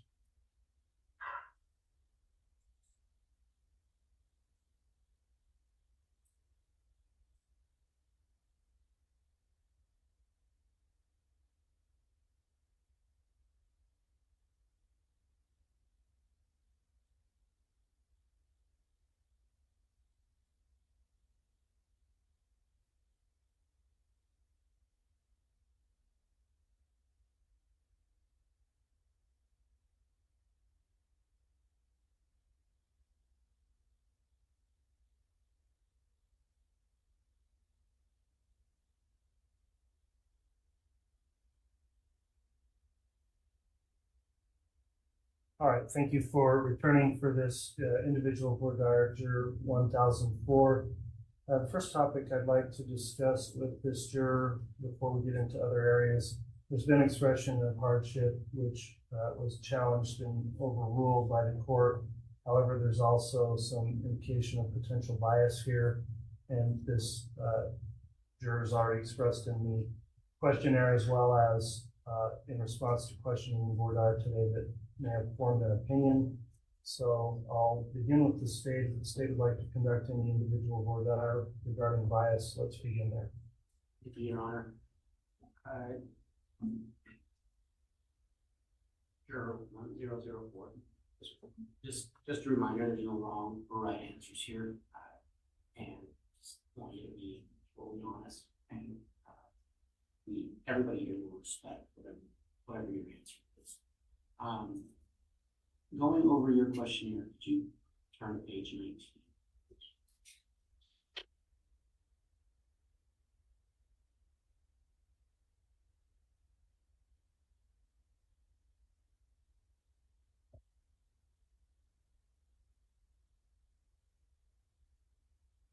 And it looks like you saw or heard some talk radio and some media. Do you recall which talk radio or media programs you saw?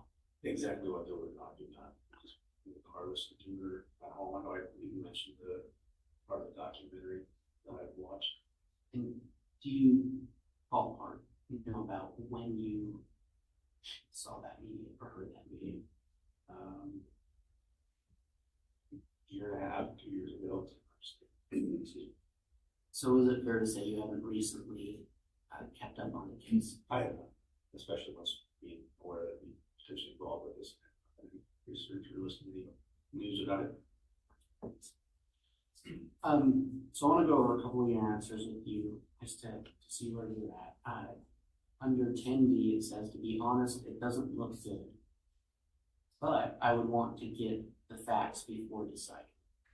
And then you say you could set aside or put out in your mind what you've read or heard and say the facts would drive my feelings of guilt or not. Correct. Yeah. Based on just the prior knowledge I have from like I already divulged as far as media and whatnot. The honest answer is yeah, my initial opinion is that this isn't going to be good. But then I did want to clarify all that statement up with. Yes, I apologize. Sorry, forgot you're typing up with me. Are you ready for me to start? And I do want to clarify, yeah. Okay. And make it, known that just because, and we kind of talked about this with the bias earlier, right? You hear something or have parts of the puzzle and start to form assumptions, things like that. Obviously, some kind of case like this where, and I mentioned earlier too, as far as, when the person found in charge of crime, I'm not charging based on, solely just what I think based on a few things. I need to have evidence and proof of that. So that's, in this case, before I decided handing down a decision one way or the other, I want to base that decision off of the facts presented, all the details of the case, or which ones I'm sure I'm aware of at this point. And your involvement in the criminal justice system, you're aware that this defendant has the right, a very, very important right to a presumption of innocence, meaning that every juror who sits on the jury needs to be able to give him a clean slate at the beginning.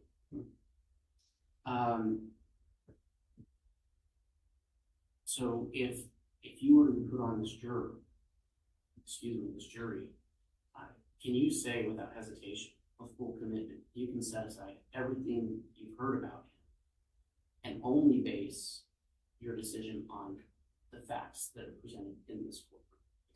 I would like to say that I could, but in all honesty, I think that'd be difficult. I'm going to be truthful with this. That's what we want. Thank you for being truthful.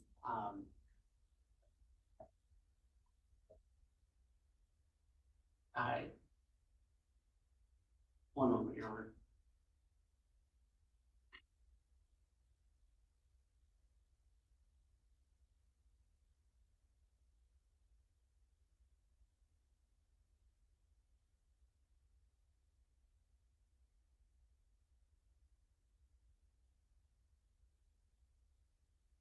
Your Honor, we're grateful for this juror's honesty.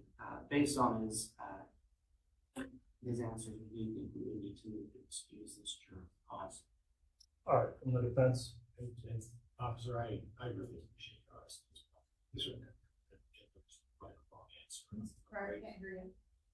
Sorry. Officer, I appreciate your honesty and that there is no wrong or right answer. You're well aware of that. But again, counsel for the prosecution has said that's what this is about. And you keep me honest about your position. Greatly appreciate, Judge. I'll concur with the exclusion, and that's not to be taken personally. Thank you, sir.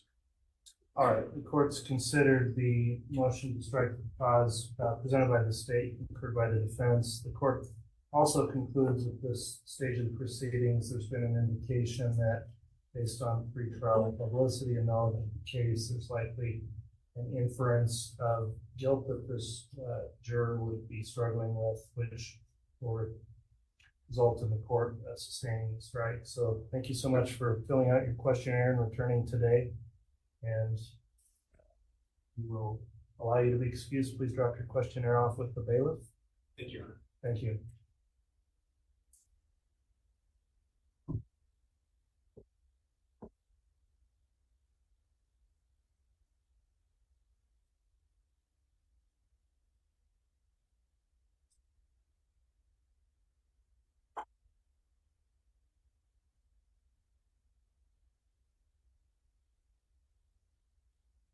So next up will be 1048.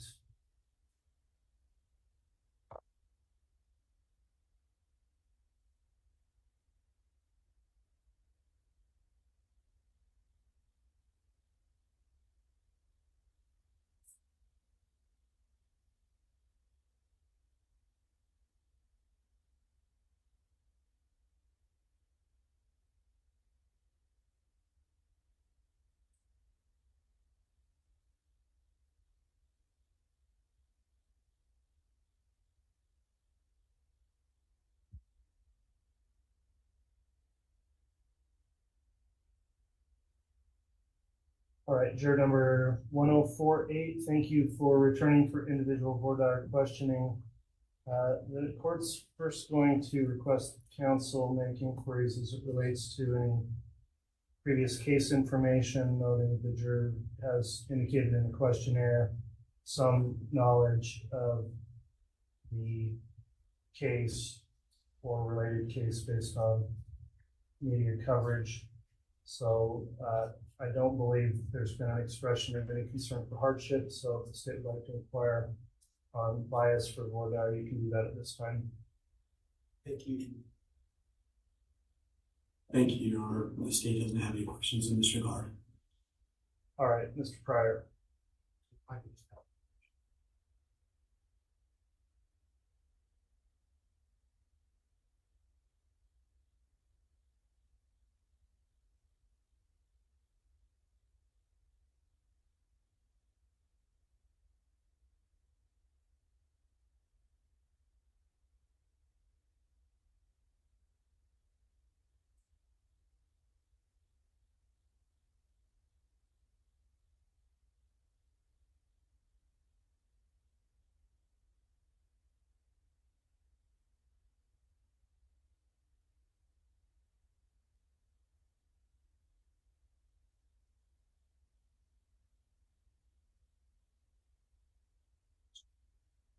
Okay. Just briefly to confirm here, juror 1048, you did say that you had heard of the defendant and what he was accused of due to media coverage. You also indicated you've not previously formed an opinion about his innocence or guilt. Is all of that accurate? It is, Your Honor. Okay, thank you for confirming that. Without further questions on that, then the next topic I want to discuss with you, juror 1048, relates to your attitudes regarding the death penalty, and that is part of the questionnaire starting on page 12. Do you recall reading those questions and answering those? I do. And did you take, I know it was a long questionnaire, did you take the time to really think through those questions and answer them as accurately as you could? I did. Are the responses you made there still the same as the way you feel about things today? Yes, sir. Okay, I am going to advise you that it might be necessary for you to make a determination in regard to the imposition of the death penalty or some other penalty in this case. And please remember that any penalty you are considering should be considered as if it is absolute and will be carried out in the case. So with that in mind, you first in your responses stated that when you had the choice between support or oppose the death penalty, you checked the box saying you support the death penalty. Is that correct? Correct. You also had certain choices that, not necessarily your words, but descriptions of what you think or what is most accurately would represent the way you feel. And that's on question 6. You elected option C, and that reads, I generally favor the death penalty, but I would base a decision to impose it on the facts, law, and instructions in the case. Is that still accurate as to how you generally feel about the death penalty? It is, yes. Okay. A final question I have then is, would you always be in favor of the death penalty in every case where a murder has been committed? I don't think so. I think it would depend on the circumstances of the case. Okay, and would you follow all of the court's instructions relating to the death penalty in this case if you were provided those instructions? I would, yes. All right, thanks for your responses. Moving to the state on that topic, is there any vote out from the state? There's not, Your Honor. From the defense? Yes, Your Honor, just very briefly. Very well. And I always like definites. We can't always get definites. Big statements. And I think you want to ask. You said, I don't think so. Could you expand on that a little bit for me? What I meant by that is it really will depend on the circumstances of the case. I can't say that I would always favor it. It would just depend. And I don't ever want to put words in your mouth. I want you to know your opinion is. That's more important than anything. Not the state, not my opinion or anybody else's. What I'm hearing is that I'm not leaning either way. The death penalty or life in prison.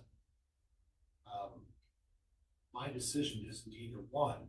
It's a neutral decision, and I'm only going to make that decision after I have all the facts and all the information. Is that fair? That's fair. Would that be more accurate if there was a choice on this list in the middle that said, I'm neutral, and only after I hear all the evidence will I make that decision? If that would have been an option, I would have selected that, yes. Okay. Judge, I have nothing else. Thank you. I'll pass it. All right, thank you. We'll have you return for some further instructions here shortly. Thank you for your patience today. Thank you.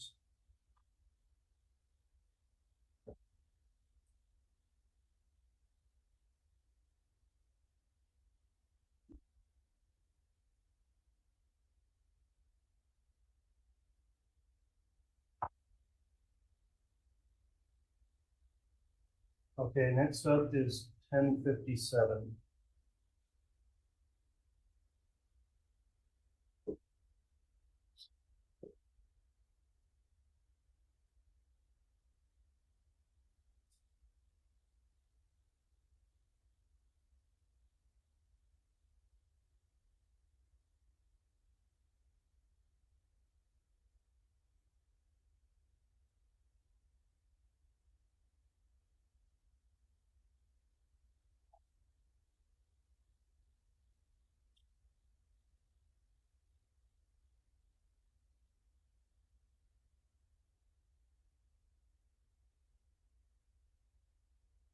All right, welcome back, juror number 1057.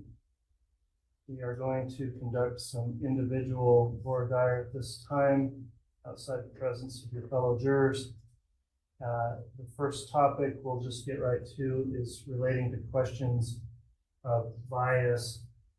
You do have some prior knowledge of this case, and you've made some indications, including a statement that said the news makes them seem guilty. and that would include the defendant and a few other statements. You also raised your card in one question about whether or not you may already have an opinion in the case. So I'll allow the jurors to question you on that. And of course, in this setting, you're allowed to more openly explain any detail of what you think you may already know and why you may feel the way you feel. So for the state, who's going to conduct voir dire? That would be me, Your Honor. Thank you. Okay, Ms. Beatty on bias, please. Thank you. I want to talk a little bit about something that might be kind of painful for you that you referenced earlier, which was a situation with your brother-in-law. It sounds like he was burned at one point. Yes. And that you happened to be there. And I took him out. I don't want you to have to relive the entire story, but can I ask, is he okay now? And yes. I'm sorry to interrupt here, but if this is a topic you wish to discuss not in a public forum, we can do that, or you can discuss it in a public forum. It's up to you. Okay. If I cry, I cry. Okay. All right. Thank you. And if you change your mind at any point and would like it to talk about it privately, that's okay. So he was severely burned, is that what you were saying? Yes. And did he have to get treatment for that? He spent 6 weeks in Salt Lake and in a burn unit. And then there's been residual issues. Approximately how long ago was that? It was over 30 years ago. Okay. And you mentioned that that particular experience might make it difficult for you to look at some photos today or during this trial. Yes. Do you believe that your personal experience in this case would prevent you from looking at the photos, or do you feel that it would just make it difficult for you? It would just make it difficult. Okay. Now, one thing that you're going to be instructed on during the course of this trial is that as Mr. Daybell sits here today in this courtroom, he's presumed innocent, and that all of the jurors need to give him the presumption of innocence until the state meet our burden of proof beyond a reasonable doubt. Are you able to give Mr. Daybell that presumption of innocence? Yes, I said I would definitely consider all evidence. Okay. Now, specifically with those photographs, understanding that Mr. Daybell is entitled to a presumption of innocence, would you be able to set aside your personal feelings and experiences and evaluate those photographs and weigh them along with the other evidence that you received in this case? Yes. Okay. I would like to talk about some of the media coverage in this case as well, and I thank you for being willing to talk about such a difficult subject.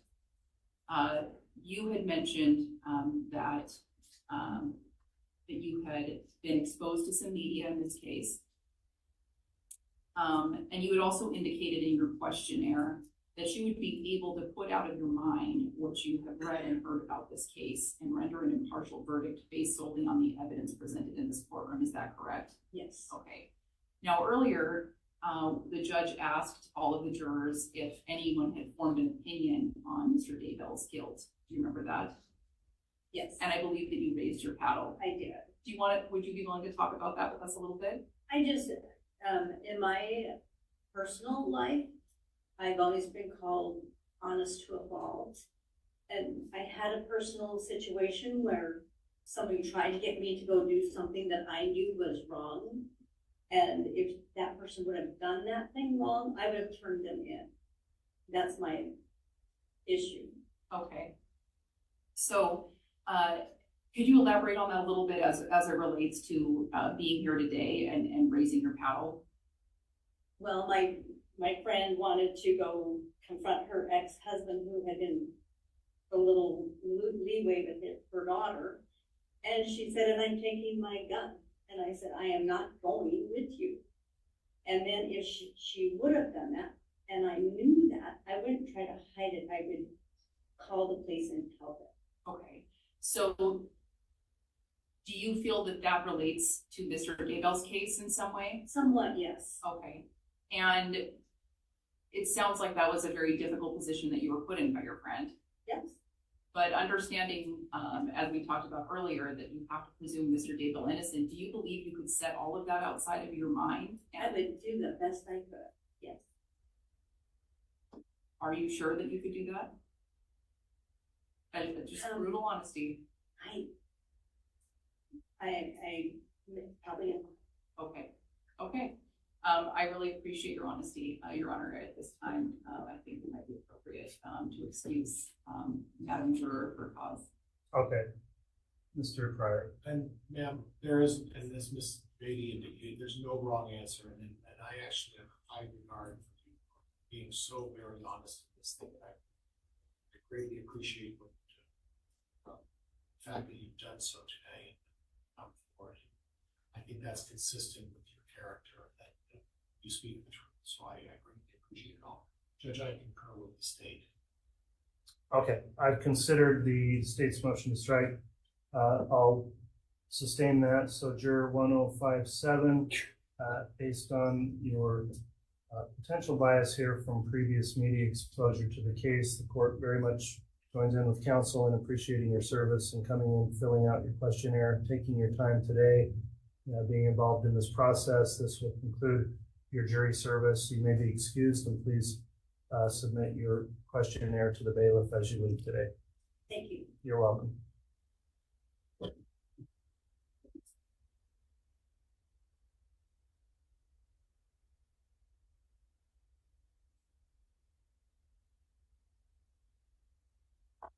All right, before we conclude then, we're going to take a late lunch. We're off the record for the remainder of the day. The court wants to meet with counsel for further questionnaire reviews, which we'll do this afternoon.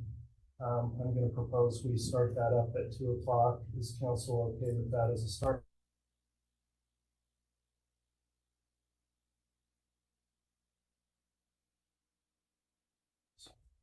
I skipped a step. Thank you, everyone, for the reminder. We are bringing the jury back in for cause, and we'll inquire whether or not they're being passed.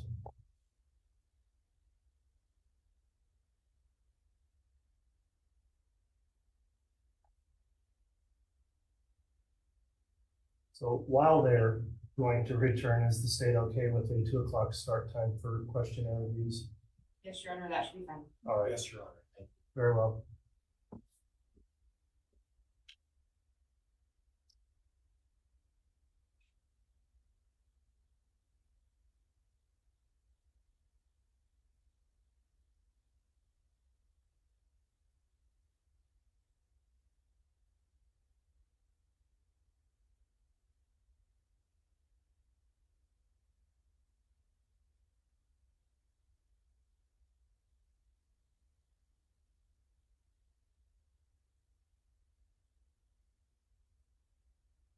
All right, please.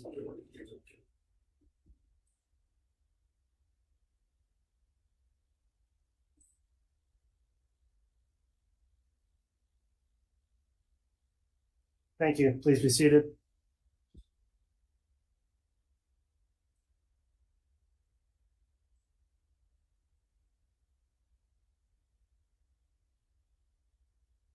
All right, having gone through the small group here, remaining are jurors 752, 922, 951, and 1048.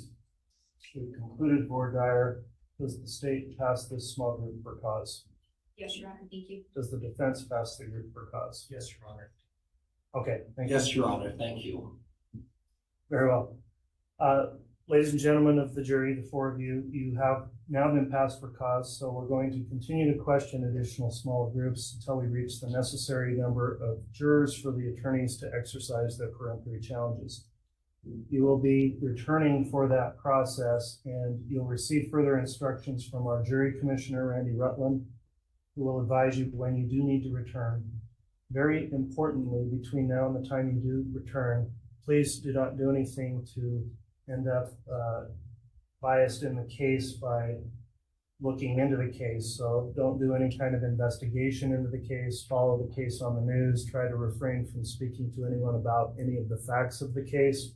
You are, of course, permitted to talk to people, including family, friends, or employers, about your potential service in this case to make those preparations, but no discussion of the details or discussions about the case so that you can maintain your impartiality which you've demonstrated here today.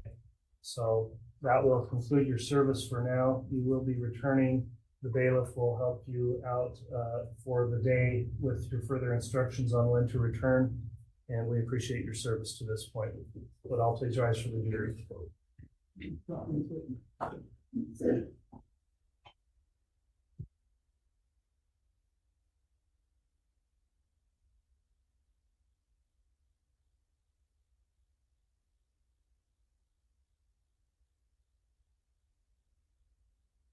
Okay, we'll come back in for questionnaire reviews on the record, but outside of the public here for further review at 2 o'clock. Thank you, counsel, and we'll be in recess till then.